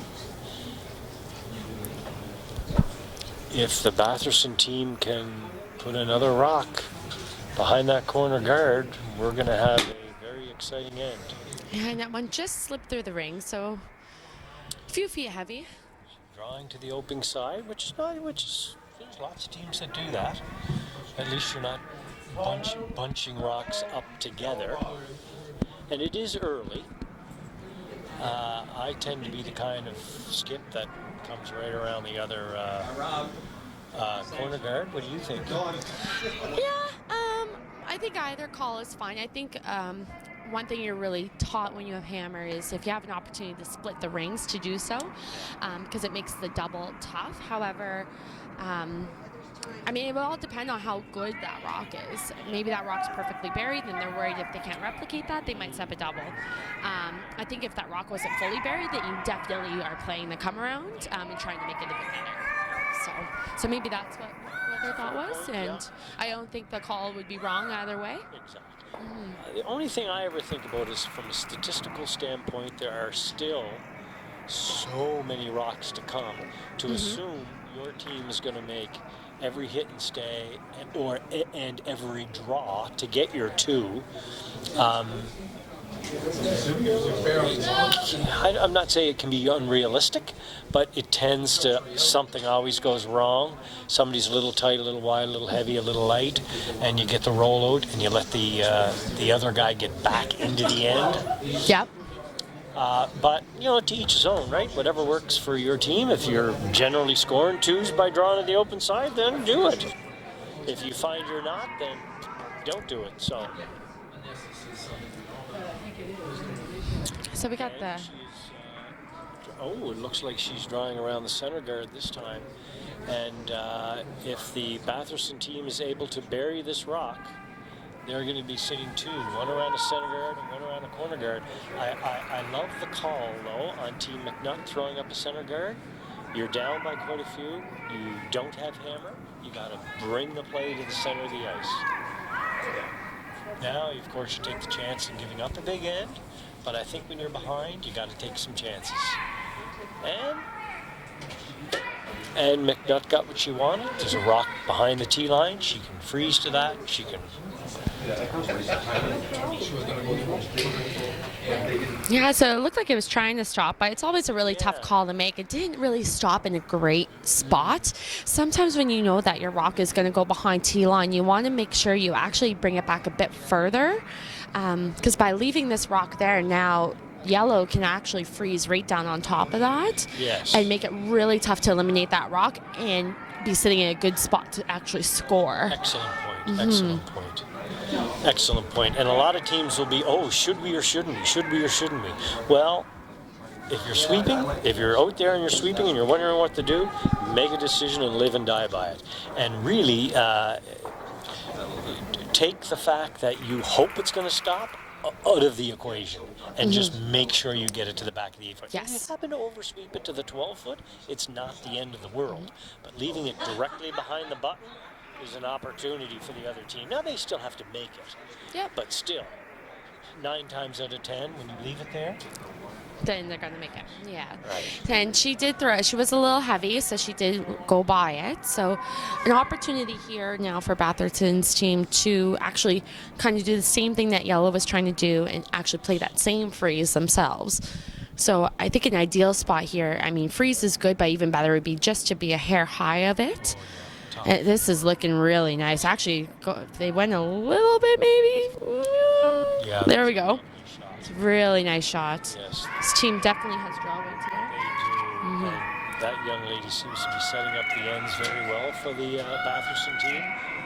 She's getting her rocks in front of the tee line, forcing the MacNutt team to chase her. Now the MacNutt team is forced to peel their own center guard or try a straight run back.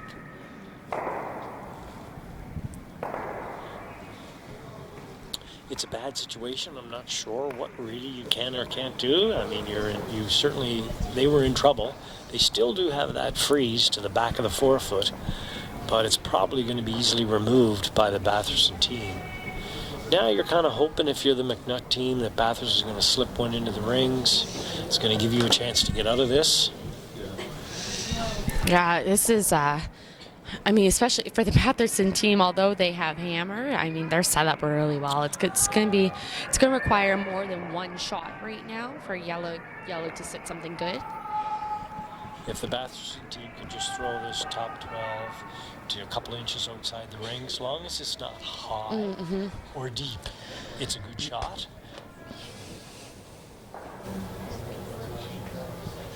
Sweeper's really working to get that one just over the hog line there. This might be the opportunity now that I don't know how much they can see. I think they can see most of that rock. I mean, I think the MacNutt team has to look at a setup shot. Yes. Love setup shots. They're so fun. It makes the next person's shot easier. If you can just throw maybe lob an out-turn draw down there, yes, somewhere, a rock you can use later. Yes, like a freeze maybe. Yeah, because you're kind of hooped right now. Yeah. Setup shots are fun. Sometimes you can play them without the other team realizing you're doing it. Yes, right. Yeah, very true. And you have to accept the fact that you might not be shot after you throw. You might be number 3. But it's setting the shot up for the next person to execute and then give your team a chance to get out of this trouble.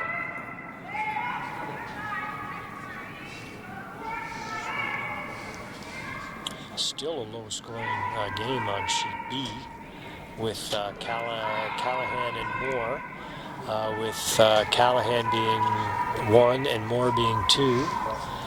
And sheet D, it's only 2-1 for the nodding ring. Nodding over Fitzgerald. And then, of course, we have a Donnybrook on sheet E, which we have here, which is Stevens versus Mosher. And that's a high-scoring game. It's 5-4 for Team Stevens. All right, so a little bit to think about here. We are on skip stones, so only 2 rocks left. What do you think, Brent? Do you think, what's the goal here now for the MacNutt rink? Are you trying to just eliminate as many blues as you can, or is there a way that you can maybe, limit the damage at this point by drawing? What do you think? Well, I think there's a center guard, which is your friend now, if you're the team that doesn't have hammer, which is MacNutt. And so you got to use that rock to your advantage and force the other team to maybe just score 1 and then go into the 7th end trying to score a 2 or a 3. But I think by unless you make the perfect hit and roll here, you're probably going to give up a 2 or a 3, and by looking at the scoreboard, that could be mathematical trouble for the MacNutt team. So I love the draw. Draw freeze into that pocket somewhere. Just got by the guard. I think she got by it. Worked out really well for her. That was a lovely sweeping job. And it looks like they are buried and sitting 1. There you go. There you go. Don't draw. Don't listen to me. Throw the double and roll to the button. It's great sweeping. Great sweeping. Yeah.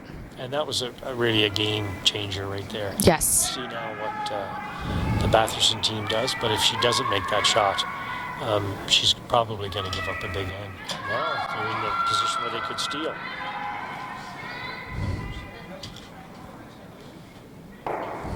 Looks like they're playing the in-turn tap to sit 4. She makes this shot. She's got to hold her shooter somewhere in around the 4-foot, or the in-turn freeze is going to be there for Miss Batherson, or for Miss MacNutt, excuse me. It's a long guard, so if she can get by it, she should make it. Oh, she just checks it.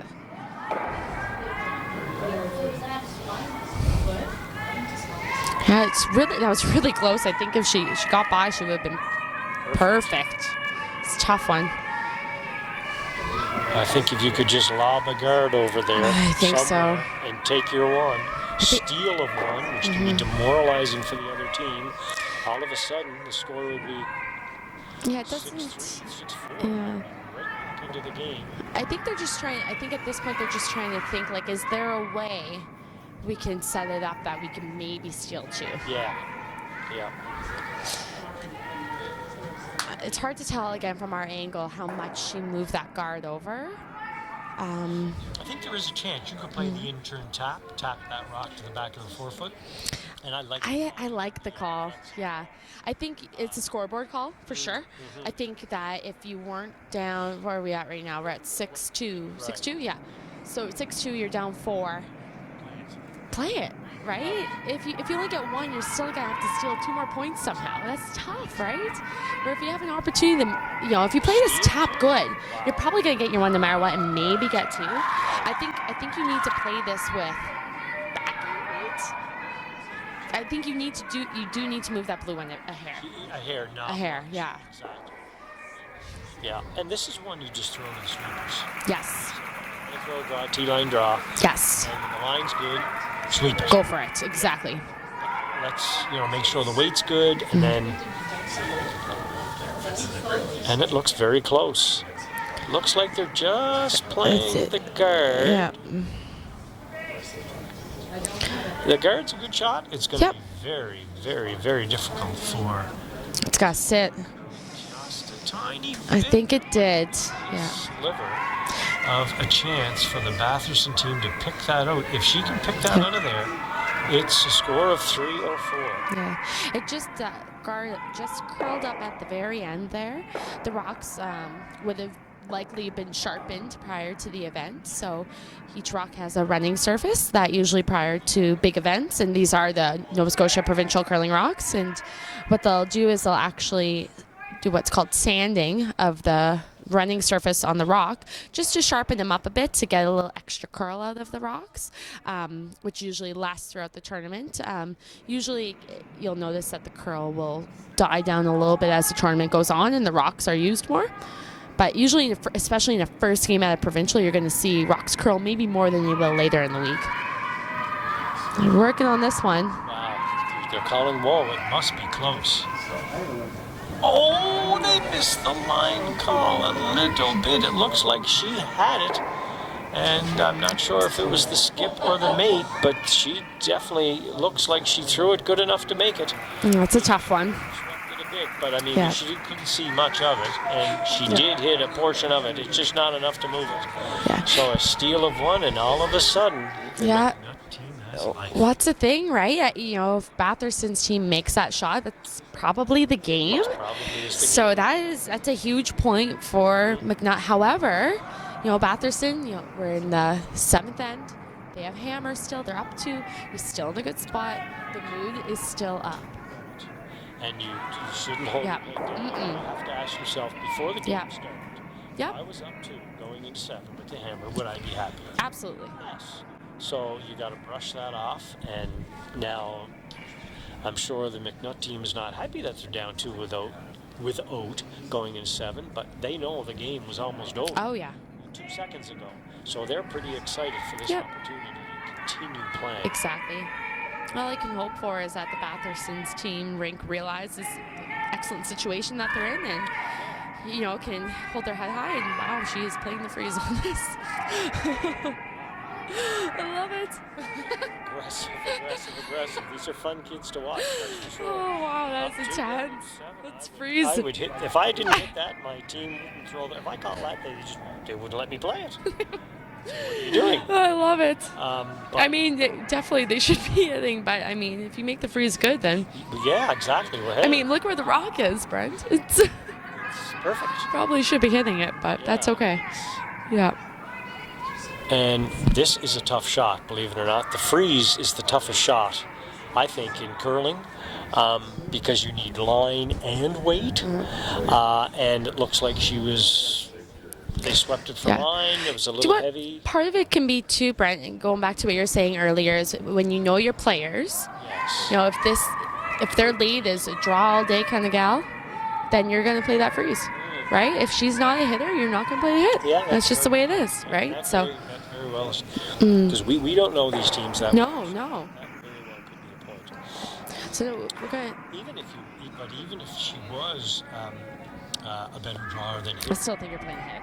Yeah. Still playing it. Even if you played it with, backline weight or something. Yeah. Which she did throw backline. She did. Yeah. But she was looking for a freeze and she called no bump.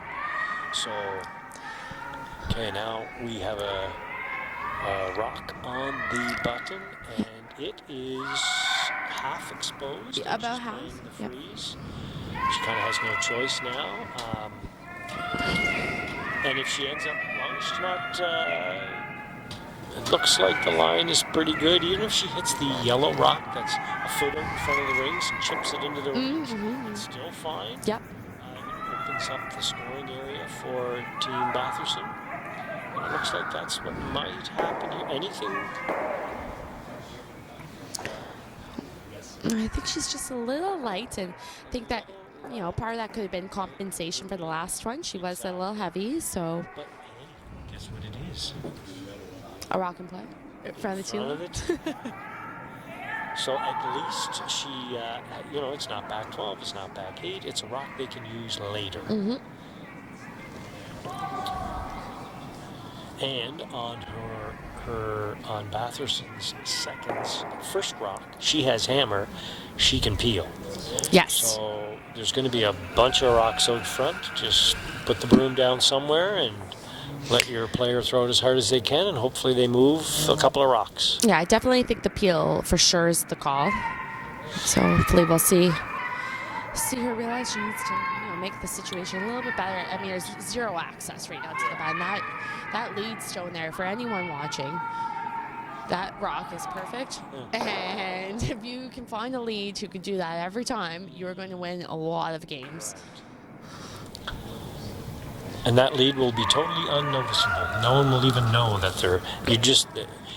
I find the best leads are people don't notice how good they are. Right. Because they just make everything all the time.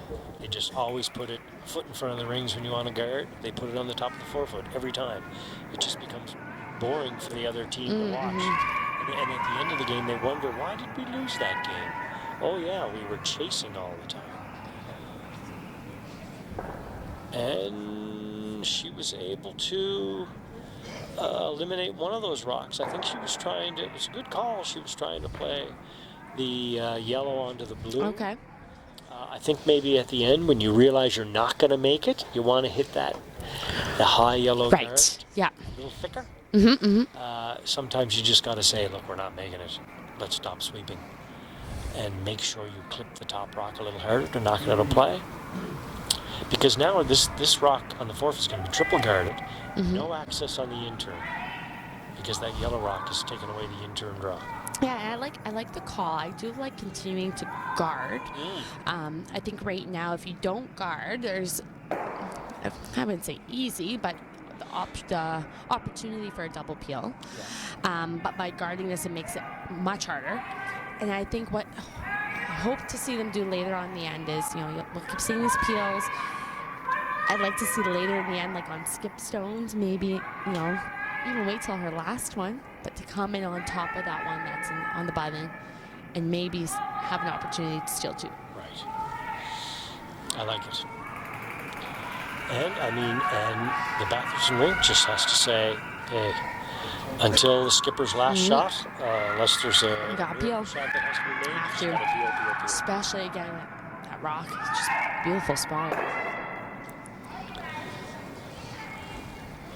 Or there's an awful lot of rocks out front, and there's a beautiful yellow rock on the top of And the she rock. just rolled over, so she actually blocked off all her draw paths just now. Yeah. Actually blocked off the draw path for their team scored 2. Well, true. So- True. I think the other team's happy that they're... But I'm sure they're happy. Yeah, take your one and give it another run in 8, right? Yeah. So they are 10 end games. It's a lot of curling. I am personally a fan of 10 end games for championship curling. Yeah. I would say I'm probably a minority on that one.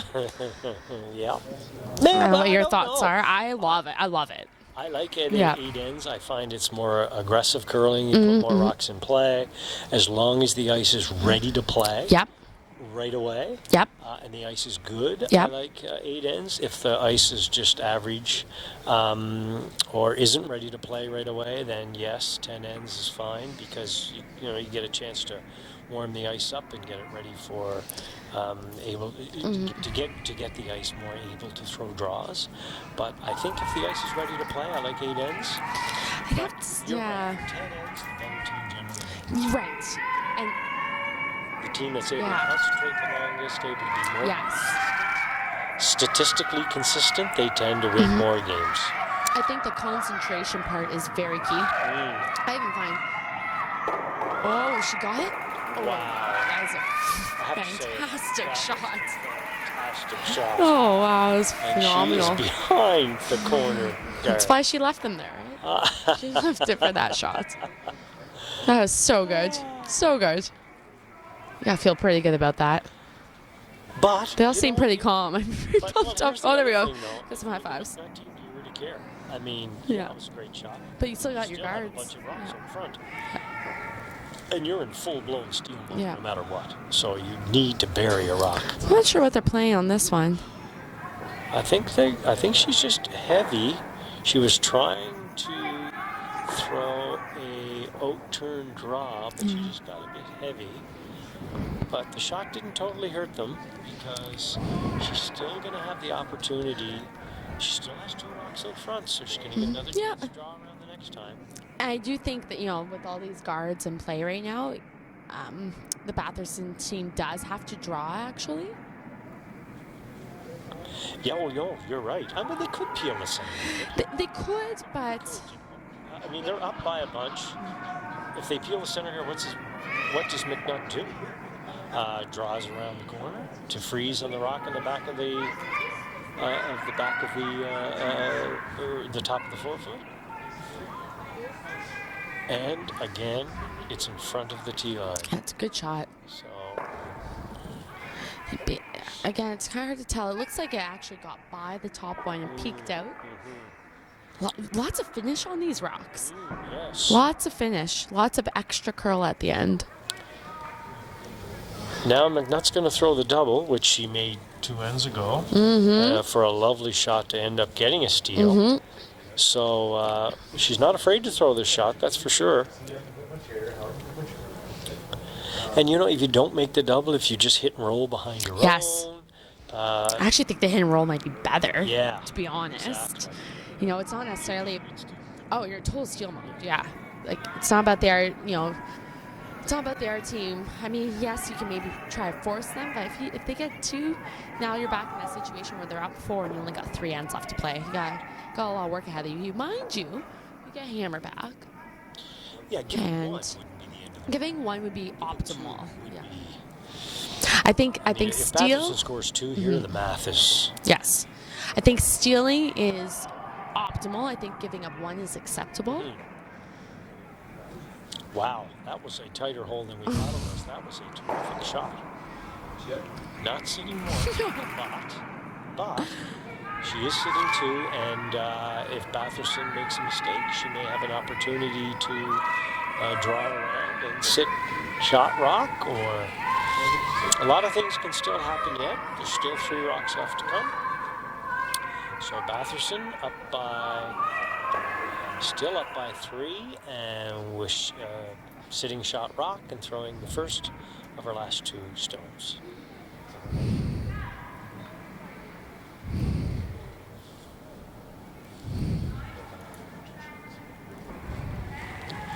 And I think it's time for Batherson to make your best move, as AMJ Campbell would say. To make your best move. Because if they can put this one on the top of the 4-foot buried,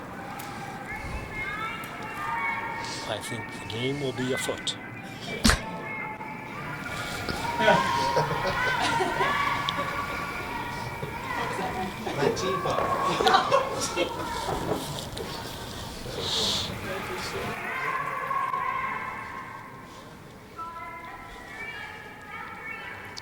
I'm trying to work on this one to get it there. Ooh. Did she move that rock enough that the blue rock on the 4-foot is now exposed? I'm taking a look at it. That is the question. If it was, the urge to hit that and sit 2? I think you Force do. the Yep. It's 2 in the 7th end. I think that's, kind of back to our conversation about what's optimal is obviously to steal. Now, if you can actually sit 2 and force your opposition to hit, you still have a chance to steal. But forcing's good too. So I think you kind of have to play your odds here. Yep. I like the hit. I do too. I Yeah, think I'm with that the hit puts you in the best position that you're forcing the other team to have to make a really good shot, you. That's right. right? And you're still going to get an outcome that you're happy with. Right.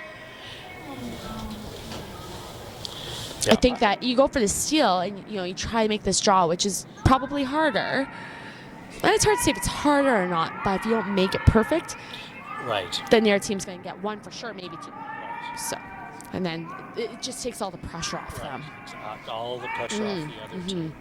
And that's what curling's all about, putting pressure on Yeah. the other guy, the other girl. Yep. Making them make something.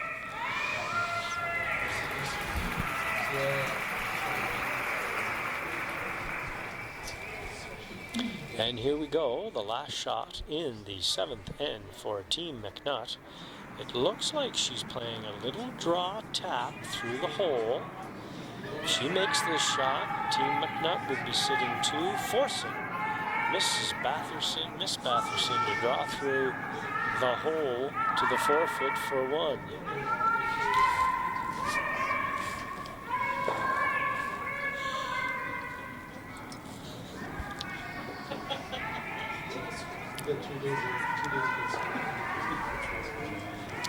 Sweepers are on it hard, trying to keep it from curling. Mine's really close. Really close, really close. They're really sweeping that hard. Looks like she's on the guard.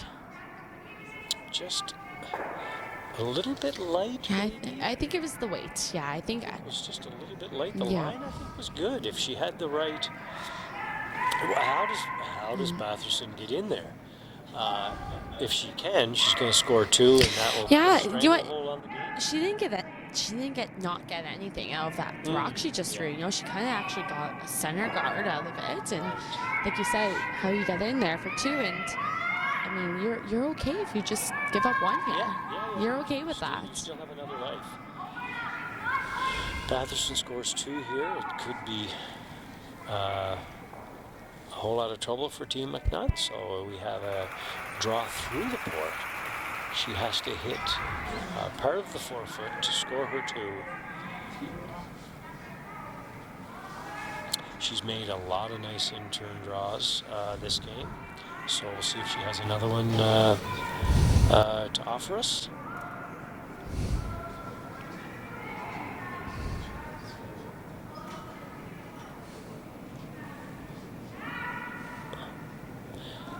Looks like she kicked out a little strong, but held back on it, so I think it's going to be close. Sweepers aren't on it yet.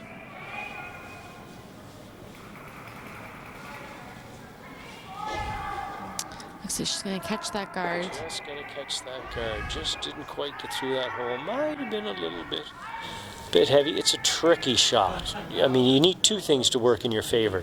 You not only have to throw the right weight, or 3 things: throw the right weight, get the broom in the right spot, and have the line react the way you think it's going to. So that's why I always like a draw over a tap.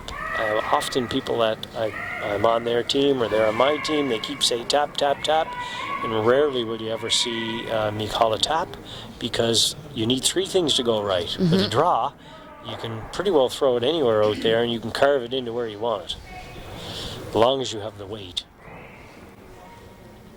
Do you agree with that? I do. Yeah. I do agree with that. Absolutely. I'm a drawer anyway. I like to draw, so it just depends on what you're good at.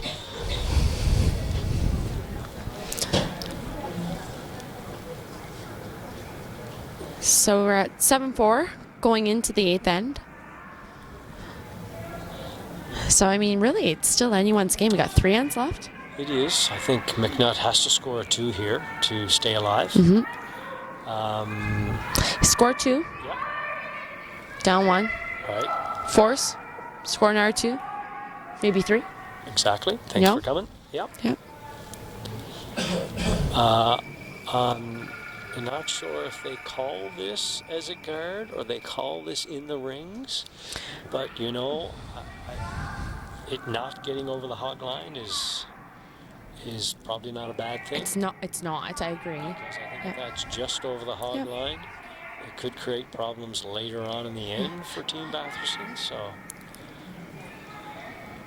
I am going to see if I can get some time. Actually, luckily got myself a battery pack for my phone. excellent. Found one in the crowd.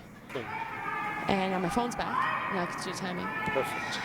And So it'll be interesting to see if it slowed down because we knew we were. yeah, it was around 15. Yeah, around in the 15s, 15 to T, Right. with say half sweep. Right. Yeah. So we'll see what the speed is like. I'd be curious to know if it is slowing down a bit. I mean, we're in the 8th end on, brand new. I mean, it's tough for some games to even make it to 8. Yeah. Right? Never mind 10 ends. I think, if anything, coming from a person who's a lover of 10 ends, the one thing I don't like about 10 ends is that it's hard for ice to hold up for that long. Right. Very hard.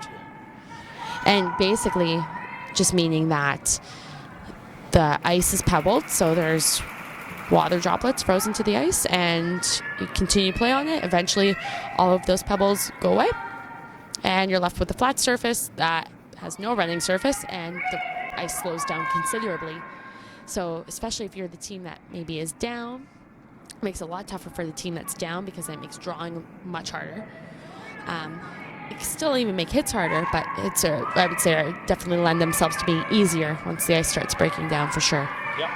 That would be my problem with 10 ends also. Would be there are very few curling surfaces that certainly are in Atlantic Canada that can hold up for 10 ends to championship curling. As you said last weekend, Berwick was great. Berwick, Really held up. that held. You could throw Yep. a draw on the 10th end to win the game, and You you were could. confident that Yep. you were going to get glide. Yep. So whatever they're doing down there, I'm hoping that they Keep doing it. yes, keep doing it. Yeah. Yeah, it is absolutely phenomenal. And we, of course, we curled. They had the mixed doubles championship there That's last year. Yes, that was good. But the ice, I'm sure you can agree, Brent, because you were also there. It was equally as good. No, for sure. I even would maybe say it was better It was during. better. It was even better. Yeah. It was better. They Yeah. it's a new club, and they have new ice makers there, and they're willing to learn and work Yeah. hard, and that's Yeah. all the difference. It's a passion, and Like it the people down at Berwick just seem to have a passion it was for it. faster. I found it faster during the qualifier. Yep. And I found it curled more. Whatever they did worked. Yeah. I mean, I know they're watching that ice surface like a hawk. Like they were watching all the temperatures and And they tweaking everything. We have a provincial ice maker now, Bill Butts, and they brought in Mr. Butts from Okay. Hawkesbury. Okay. Yes, he was there. Yeah. The knowledge that the local ice makers had, and knowing their own facility, and with willing to listen and work Right. with Yep. the Yep. provincial ice maker together, they were a team that certainly is the envy of other Sure. spiels we played in all year, for sure. So with that gentleman, I knew who you speak of, and I've seen him, but is he here this weekend as well? No. No, he's not. Okay. This is Brian Rayfuse is making the ice here, and the juniors have been here for 3 Okay. years. Yep. This is the 3rd year. And the junior teams and the people running this particular part of the association seem to like the ice here. So they stuck with Brian. I think that Bill is slowly going to be working into doing more and more Great. provincial events. So this year he's doing 2 Okay. for sure. So will he be doing which one will be his next provincial event? Will it be the men's and skies? No. No. I believe it is. The mix, though, he will be doing the He will mixed be doing provincial, the yeah. mixed in Port Hawkesbury, which is his home club, and he did the zone, which we played into for men and women to qualify for men's and ladies provincials to go to the Scotties and Briar. Yep. But I think next year they plan on bringing him in even more events. Great. Which is, we've been looking for somebody like him for a while. Sure. So he seems to have the passion for it and the knowledge. And so I mean, if the ice that was in Berwick was any indication of what Exactly, he can, what he can do. He should be doing this everywhere. He's doing everywhere. And teaching our other Yeah, ice makers exactly. who have a passion for it, and they Yes. want to get better too. Totally. You know, it gives them an opportunity to learn, and it's better for the club to learn. Yep, exactly. It was a really nice shot there, actually. She made a nice little run back. And I love it again. Left some guards up too. Gotta be a little careful here for Batherson. I do like hitting this rock. I think that's a troublesome rock later on in the end. So I think you deal with it now, but I think ideally you might. You know, she did call for the hit and roll, but I almost think that if you can even nose that rock, yeah, he knows that rock. Totally controlled from Right, exactly. Yeah, there's nowhere for the MacNutt team to go. And you also have a rock out front that you can advance. That's okay. So by hitting and rolling away, it gives the MacNutt team again another opportunity to draw around. Now the only issue with the draw around is those two rocks are frozen in front of the rings, and you can make that blue rock go in any direction you want, depending on where you hit the top yellow rock. So when two rocks are frozen, you can actually make it do something that most people don't understand. You can make it go right or left or straight back. Totally. You make it go any direction you want Yeah. it by hitting that top yellow rock in a certain angle with a certain turn. So if they totally bury here, there still is an opportunity for the Batherson team to play the run back, no matter where they bury it. Yeah, so I think the key here, so kind of going back to, where are we going here? Just checking to see if that rock's in there. So she could see most of it, but like you said, if that rock were to get buried or even half buried, one could choose to hit those top guards. Yeah. And if you hit it, okay, let's see if I get this right. If you hit it on the right-hand side, it'll drag. Correct. Towards the left. Exactly. You Yeah. could drag it right into that yellow rock. Because that's the momentum is going that way. Correct. Do you explain that to me? It was Jim Nix. If Jim Nix is listening, he explained that to me perfectly well one day. And He's been around. spin around. Drag effect is not, it's kind of a tricky concept sometimes to understand because it's hard to see it. Yeah. Right. If you try to think about it from a math standpoint or a common sense standpoint, you'll not get it. Right. You just have to believe if you hit it here, with That's this going to go in particular this turn, direction. It does this. Right. If you throw the other turn and you still hit it in the same spot, it does something different Yep. again. So hitting it in the right spot is important, but also throwing the right turn is important. So they're looking to try to get this one buried here. Tough little hole to come through. She's through it. Can they get it far enough? Wonderful shot. Yeah, definitely gotta be happy with that. I think though, like you said, that little run back is still available if they choose to play it. And it looks like they're finally going to play it. And if you can make this shot and end up guarding your own rock on the 4-foot, you could end up with an easy draw for two to kind of solidify the game. But you know, you have to watch you don't throw too much weight at this too, because you could bounce your own rock This out is of the true. rings. Yeah. So.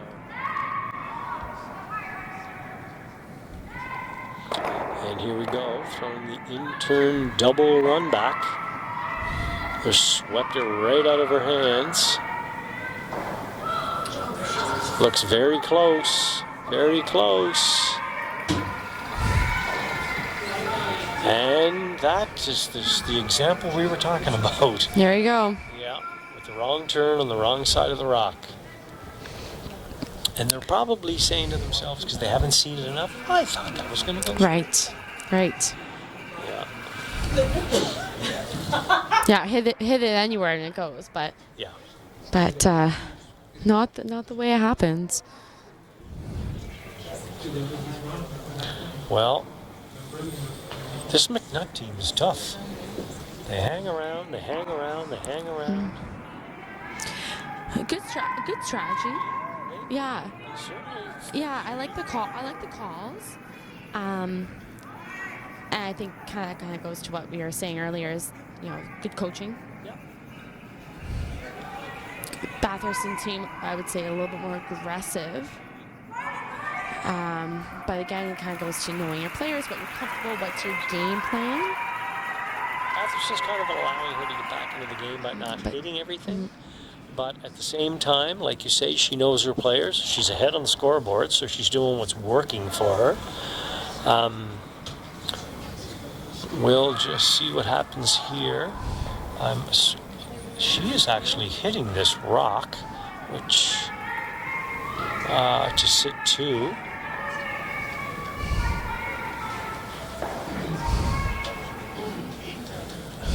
And she just ticked the top guard. She just touched it. Just ever so barely. Yeah. She did knock the rock out she was trying to hit, and she pushed her rock a little bit under cover, but not quite. So it is available for the hit. I'm not sure I would have hit that anyway. I thought maybe threw another one in there and tried to split them and bump them around a bit. But I mean, if you make the hit and sit 2, it's great too. It's hindsight's 20/20. Yeah. I'd love to throw another draw in there, and you split the rocks. You can score a 3. But it's not over till it's over. So the last stone being delivered by Team Batherson.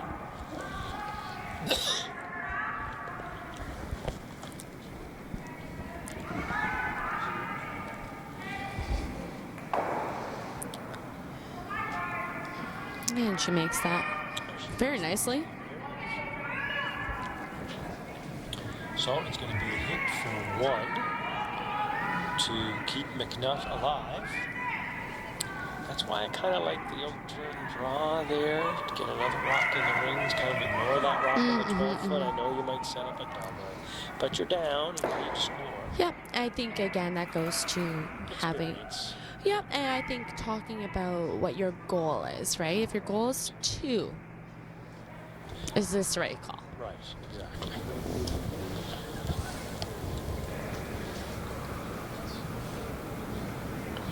So she is going to throw, MacNutt is going to throw an out turn hit to a blue rock of Batherson sitting on the 4 foot. She makes the shot, she scores 1. Solid square delivery, sweeping it right out of her hands, calling them off. I don't think over curl is going to be an issue here, so they should be careful. Just doesn't go out. So she was looking for the blank there, but she did take 1. So 7-5, so she'll be looking, 2 ends left to play, looking to go for the steal, yeah. And as we've seen, Batherson is certainly not afraid, so she's going to put rocks in play and give you that opportunity. Yeah, it'll be interesting to see if her strategy changes at all now we're in later into the game, or if she'll play the same that she's been. To see whether or not maybe she'll play some hits or whatnot. I do think here, though, we'll see a center line guard thrown up here by the MacNutt rink, and then likely a come around called. I think ideally, the biggest thing here is they need to make sure they score the Batherson rink to go up 3. Right. Going up 3, you're in a great spot. Yeah. Either one. If you get 2, you're really great. 2 is optimal, but 1 is Yeah. extremely acceptable. Yep. Need to score. You need to score. Yeah, give up a steal is not an okay option. So, all right, so nice center line guard thrown up there on the first rock by Mary Larad. Nice shot, Mary. And now we have to see the team, Batherson team, just whatever your lead stronger turn is, whichever one she has better control of her weight. Give her that shot if she can drop this somewhere from top 8 to T-line. You should be in control of the end.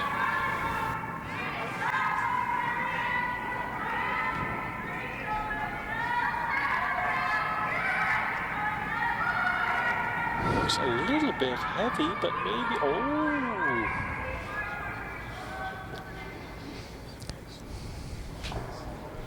Yeah, so a little heavy by that. Ticked it Not over a bad bit, though. result. Yeah. Bad result, you're right. It's too bad they wouldn't have got off a little sooner. Maybe ticked it a little further, but you know, the times that you do see that, you end up nosing it back onto the button. How many times have we seen that? Yeah, So exactly. He still moved it.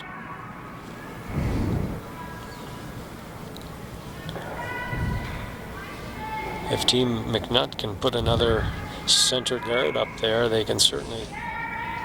Looks like this might be a touch heavy. It looks like it might be slipping into the forefoot.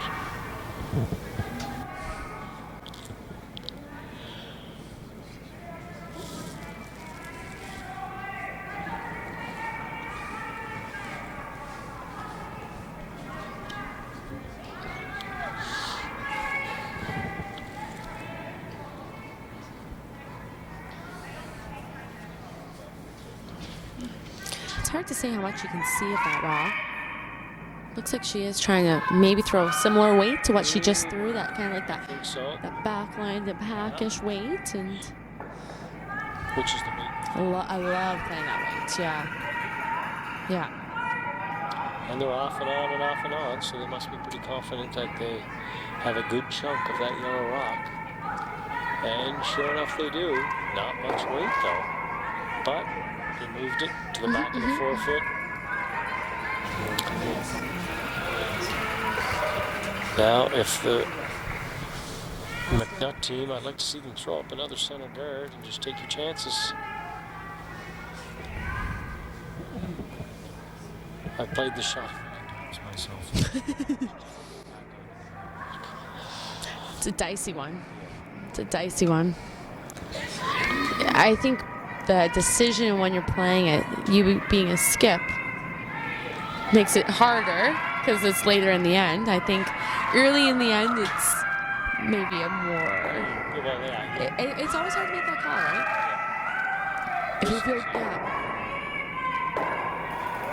And that, of course, is an even worse option because now you don't have a center guard. Yeah, I mean, Just, yes, yeah, just or get another rock in play. You're trying to steal it. the other option you could play is you could play freeze to it.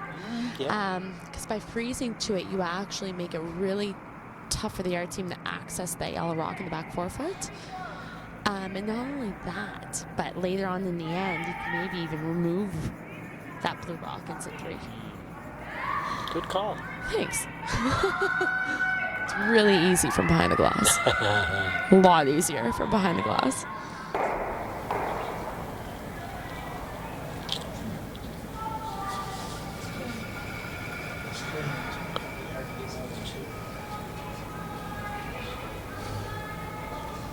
So I'm not sure what Batherson called here. I'm thinking she just called the out turn tap, maybe.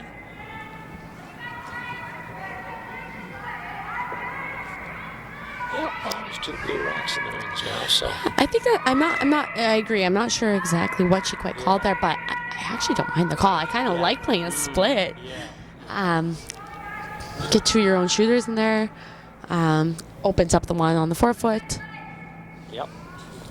They're playing a double. This is a tough decision to make. Center line guard. Yeah, I think you have to, because I think you have, Flash shot. especially because how late we are in the game, right?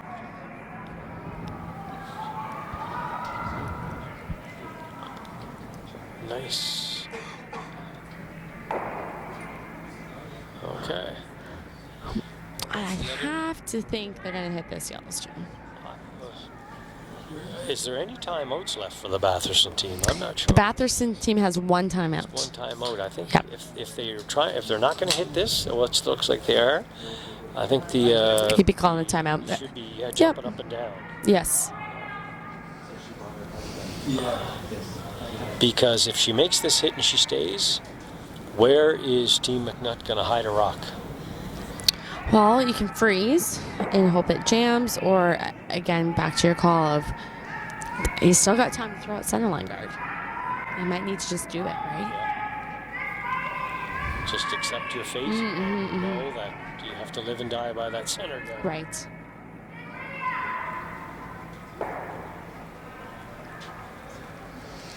I'd love to see a guard go up here now. Yeah. Now's the time. And I believe that Team MacNutt has 0 timeouts left. I definitely know that for certain. So yeah. I think I think if the coach could call a timeout, I think he would. Yeah. This shot's harder, however, if made and you can get under cover, they still have a chance to steal for sure. Definitely not a chance, right? And she hit and stayed, so that's certainly plan A, to hit and stay.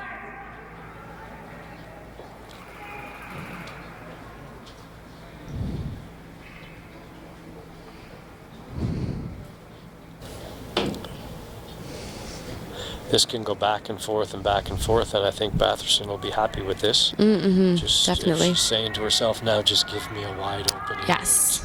Give me a wide open, please. I think it could be helpful, perhaps if the MacNutt rink kind of thought about what does the opposing skip want for their last shot, Right. and maybe play the end that way, and leave the shot maybe that you don't want her to play. Is another way to approach this end. Again, I don't really know if hitting this rock gets you that much. I think at this point you kind of, even if you force them to 1, or if they blank, then you have to steal 2. Right. Yeah. It's tough though, right? You see these rocks, this rock there, and you want to get rid of it and see what you can do, right? I mean, yeah. And I think sometimes too, you get ultra focused into one particular thing. I think, the other part too, you never know, and this is me, I'm just really thinking about this, is what if maybe they're thinking, okay, well, maybe she'll blank this. Right. And then maybe we could steal 2, because we know that the Batherson rink likes to draw. Yeah. Maybe. Yeah. Perhaps. Yeah. But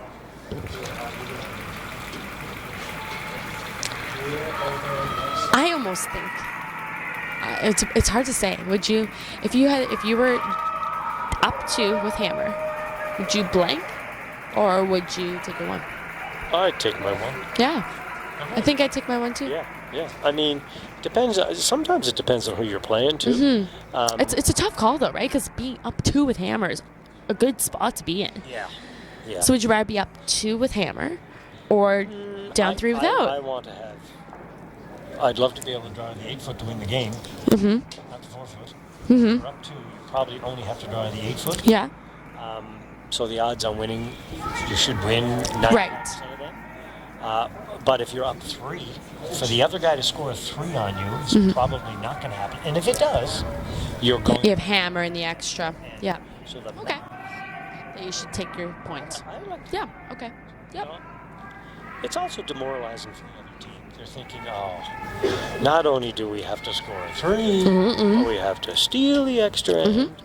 And some teams like their lead then to throw it through. Right. I don't. In the 5-rock rule, I believe at... I think if you're up 4. Throw it through. Up 4, you're going through. If you throw your first rock on the 4-foot, and you throw your second rock through, or either one of them is on the 4-foot, so to score 3, they have to get 2 rocks behind corner guards, and 2 different corner guards. Right. And they have to hit the rock on the bottom. Right. Exactly. Shots from scoring the 3. If you just hit everything. Yeah. So I do see some fans, actually quite a few fans, leaving the rink. I guess on sheet D there, we have our first final of the women's tournament with Team Nodding defeating Team Fitzgerald. Quick math again, final score 9-4? 9-4. 9. Wow. After the Fitzgerald team scoring a 3 in 8. So Nodding Rink starting off the tournament with the first win. Of course, as we said, it is a triple knockout here, meaning that you get 3 lives, and once you've lost 3 games, you are eliminated. But until then, you are still in contention. So Team Nodding will advance to the semifinal of the A event and will play the winner of Sheet B, which is Callie Moore versus Team Marin Callahan. So the winner of that sheet will play Team Notting in the semifinal tomorrow. And the winner of our sheet will go on to play the winner of Sheet E, which is Taylor Stevens versus Clara Mosier. And it looks like they're actually having quite the close game over there. Looks like Team Stevens is leading that game 8-7 without hammer in the ninth end. So definitely a very close game over there on Sheet E.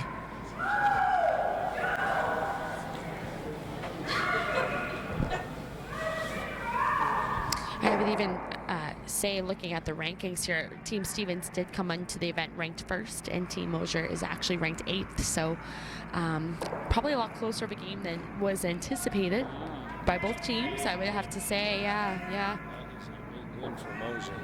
In a triple knockout to win your first game sets you ahead in the draw, Sure. especially when you beat somebody that has a higher seed. You steal their seed. That is a big win for Team Mosier. It makes Stevens's. It's still, they have a possibility of winning this thing. They are ranked very high going in, but the math is against you when you lose your first game. You fall back in the draw. Just makes your week a little tougher. It depends on the personality of your team and how you like to play it, but usually that, kind of like you said, that first game is key. Winning your first game usually puts you in a better position in the draw, meaning that if you go on to lose a game, which again, like we said, you have 3 lives. If you win that first game, generally if you then go on to lose one of your future games at that point, you'll fall into a better spot, whereas usually if you lose your first game, you're falling back a seed. Exactly. And that's just from a purely statistical, mathematical point of view. Also, psychologically, you're ranked high. You just got beat by somebody who isn't ranked as high.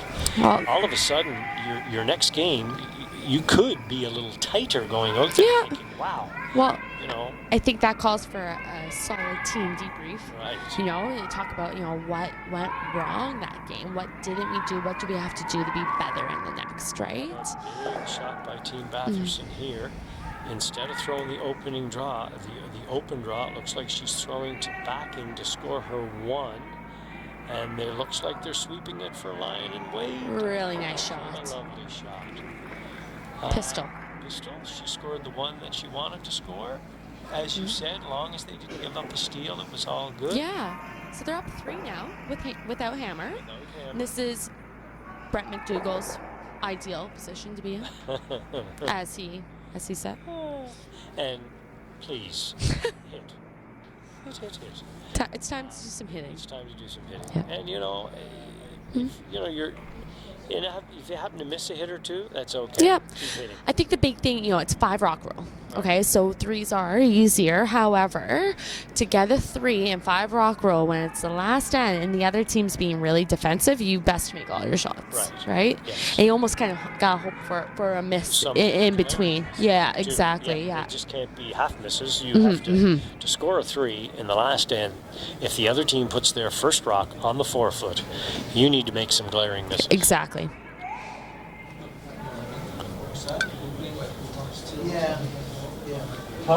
So, coming home, Sheet C, Batherson versus MacNutt. MacNutt will have hammer, down 3, coming home.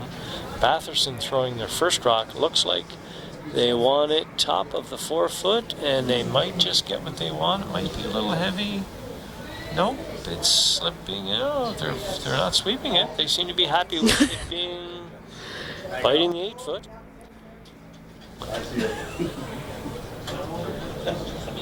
No timeouts remaining on Bravo. Thank you.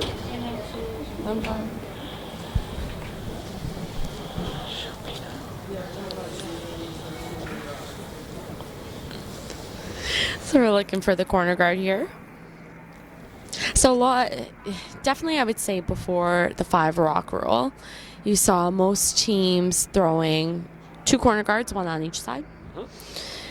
And now with 5 rock rule, we often see teams throwing a tight one on their first or a long one, and then separating them similarly to how you would if you're trying to steal, but just on the outside edge.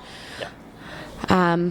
It's kind of interesting because I almost feel like it's kind of like a pretty good strategy when you think about it.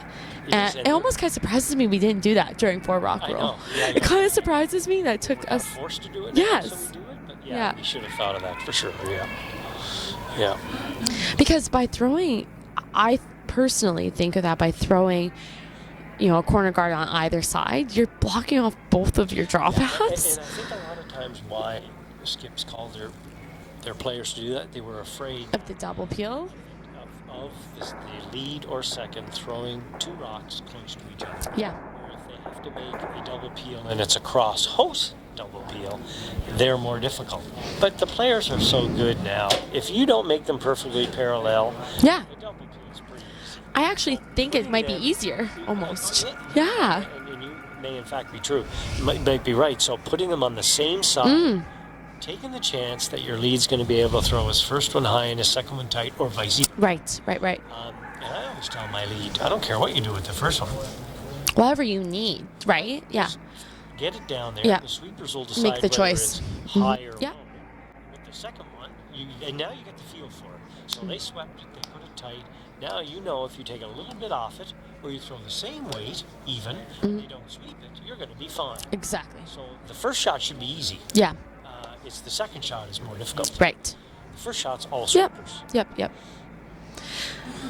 So I think if you practice that shot, it's probably easier Yep. than the parallel. I do think it's like to throw a rock in the exact same parallel, Right? Another. right? Different turn. Different path. Yeah. Whereas you're throwing the same path on the other one. Now it's just like, okay, throw 6 feet less, Right. right? So Yeah, well, working this one to get by. Wow, that is a lovely little shot. To sit 3 behind the tee line, and they still have a corner guard, so there still is life. Yeah, still life. However, she'll have to definitely address those rocks in the 4-foot at some point. So, kind of have to make a decision. Do you go around the corner? I don't know if I love the hit. You need to give all your rocks a chance to score. I think at this point. Hitting, Yeah. I don't know what hitting does for you. I think if you're the other team, you're pretty happy about this. Play back 12. Yeah, and move it. Formal Yeah. wall back there. But just to blatant hit it, and you're hoping to score 3. And if you roll out here, I mean, it's.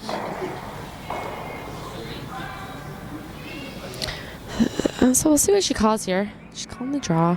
I like the peel. I love to peel that. Yeah, I like the peel. I think that guard is, especially with both of those blue rocks behind tee. Yeah. I like the peel. However, I mean, still making the shot good will force the other team into having to make a good shot. So it's not yeah. Rings, it's a good shot. Just Right. Exactly. Yeah. don't give the other team an opportunity. Right. Need to be in. If you're heavy, it's okay. If If you're behind, it's fine. Feel it's okay. Sure. Just don't be. Do not be in front of the rings. It's okay.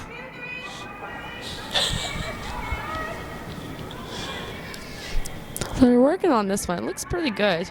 I think they'll be able to get there. I should have actually timed this one. Looks like the ice has still got some lovely glide in it, so that's a little higher than I would like, but it's in the rings. It still looked like it was okay. It's hard to tell whether or not it was just maybe thrown a little light. It definitely looked like, especially in the center there, it looked like it was grabbing a little bit, I would say. She's still hitting it. It's too, I know. Turn draw anywhere. It's really too bad they don't have a timeout left. Yeah. Can we call timeout? Commentator timeout. They should add that to the rules. A commentator can call 1 timeout per game. Because both teams lovely. Right. throwers, Yeah. throwers. Absolutely. Strategy's been pretty good, but there's been some times. Well, it looks like they're talking about it. I think if they just throw an out-turn draw, anywhere from top 12 to 4 foot is a good shot. I definitely think that this will come up in their debrief session later. I think so. Yeah. I think Jim will be. This will be on the list. Yeah. Hey, ladies.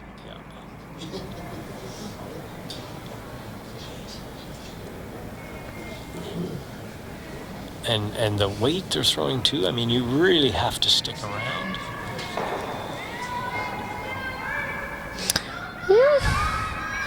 Well, she's sitting number 3. Yeah. And it's exposed. I mean, is she going to hit it? And she's throwing the draw. Oh, she sits 3. Game. How many rocks does the other team have left?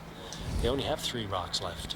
Gotta make them all count. So they gotta make them all I count. think yellow has 4. I'm trying to see them all down there. It's a long ways down. I think there's. Is it 4? Rocks left. Yeah. You're right, Yeah. 4 to win. 3 to tie. 3 to tie, 4 to win. If we get a 4 here, I'm quitting commentating. It might happen. It might hapen. That's what curling's all about, Yeah, right? That's it. That's what curling's all about. It's not over till it's over. I mean, Come around. she can shoot that shot rock. Can she see any of it? She has 4 rocks left. She needs to score 3. Yeah, throw it. Oh, you just draw. You just gotta do it. Yeah. Yeah, draw a picture. And you think if it was in, though? Do you think if it was in, she would have hit it? Boy, oh boy. If it made a full 12, Maybe this is a good news story. Right? For them, right? Yeah.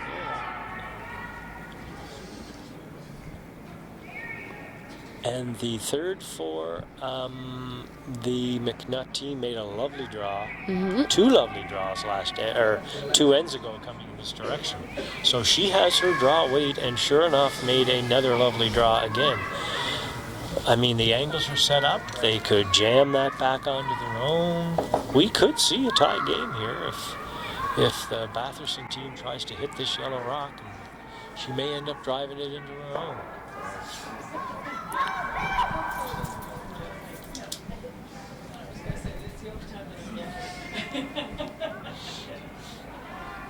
what's she playing? The intern hit.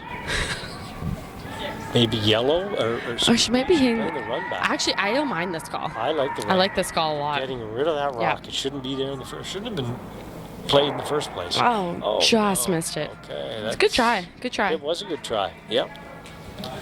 Draw around that again. We're going to see a So tie this game is good. here. I'm going to go. I'm Going on a limb? You're gonna say? Going out on a limb. Yep. Because she just made the draw. Do not hit this, please. She just made the draw. On the first one, throw the draw again.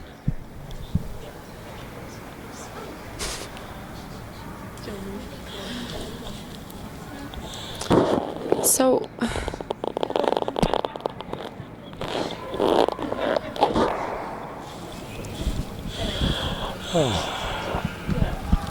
I think she's thinking, yeah, I don't mind the tap. Play the tap. I do like the tap. I do like the Tap tap. it in behind your yellow rock. You can tap it in behind the blue. You can tap it straight yes. back. Oh, there's so You many can't hit options. it. Like you I can't think- play the run back. Tap is fine. Yes, tap's really good. You can't hit anything here. And only if you play the tap. But if you hit it on the right angle and you actually roll your shooter, you'll leave that blue rock exposed. Yep. And that could be your shot for Yeah, 3. yeah. Yeah, okay. This is good. No, I like it. Like And this she call. just threw a lovely Yep, draw on her first shot, so she has a feel for the weight. Weight looks good. Really good sweeping. Yeah. Excellent sweeping At here. the angle. Yeah, really good angle. Oh. Just didn't get by. Can they get on? They get on? Oh my. There you go. There you go. Okay. MacNutt's team is still alive. It doesn't look like though. I think it's only the 4th shot though from our angle. Yeah. I mean, But it's still in play. It's still in play. Yep. Yeah. it's on the high side. She runs it into her own rock. I mean, MacNutt could be sitting 1, 3, and 4. So we're down to skip stones here in the 10th end of their first game. Yeah. Batherson, we thought this would be a little easier coming home, but Batherson has to make a tough shot. Looks like she's playing the run back to me. I like the run. I still do like the run back. I think it's the right call. I think it opens it up, and then you can hit it on your next and mathematically win the game that way, right? So you go for the run, make it now, great. If not, then it's still open. So Oh. just misses it, but you know that rock is open now. So decision time for Yeah, I'm not For, really. I don't know what you play here. I think maybe you. So she's playing the freeze.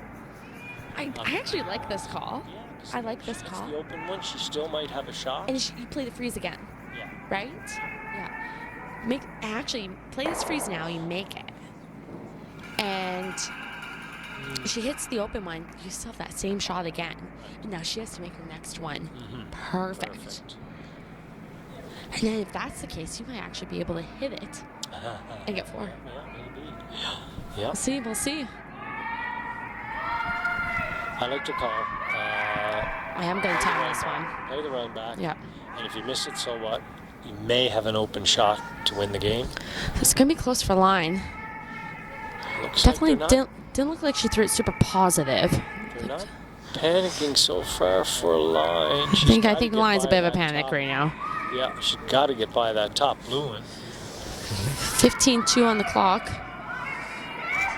You gotta go. They gotta go. Keep it going. Yeah, so, 15-3 That's correct. on... Yeah. That was right down the middle, too. Yeah.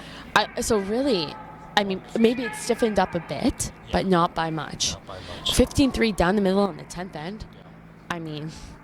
Yeah. You're just straight down the middle. Like that's your slow spot on the ice, Yeah. for sure, No, 100%. that's right. The ice certainly has been awesome here. Yeah.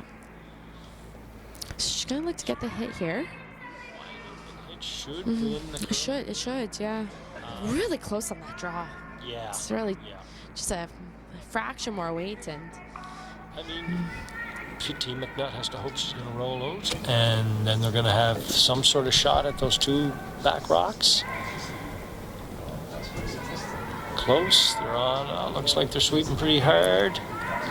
gotta keep it going. Panic from Milburn, and she got the jam. Wow. Wow. Shot to win. There's a shot for 4. There is a shot for 4. Wait, what? Oh my god. Oh my god.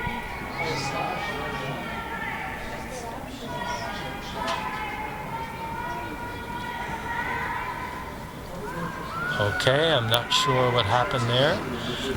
I think the MacNutt team believed that there was no shot to win and or tie the game, but I think there was definitely a shot to tie, possibly Not win, yeah. a shot to win, but definitely tie, because the Batherson team jammed one of her own shots in the back of the rings.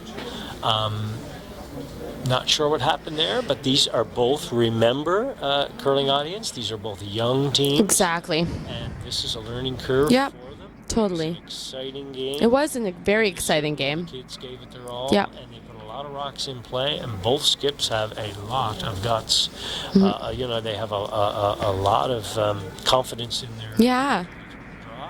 Exactly. It's an exciting finish. It was a very, Another rock. yeah. An exciting finish, so we'll be signing out here from the AMJ Campbell Junior, Nova Scotia Junior Curling Classic. Well, it was an absolute pleasure commentating with you, Brent. I can't wait for our next game. Super fun.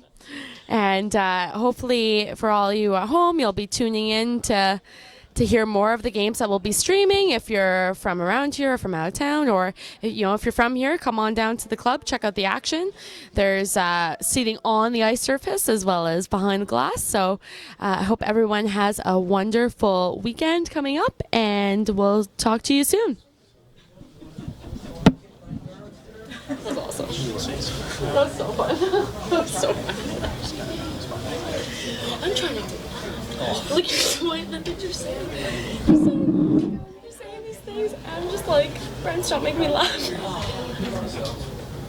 Oh my god. Two coming back to do the finals. I know, right? Both teams have good form and threw them out pretty good if they just understood what they were doing. You're killing me.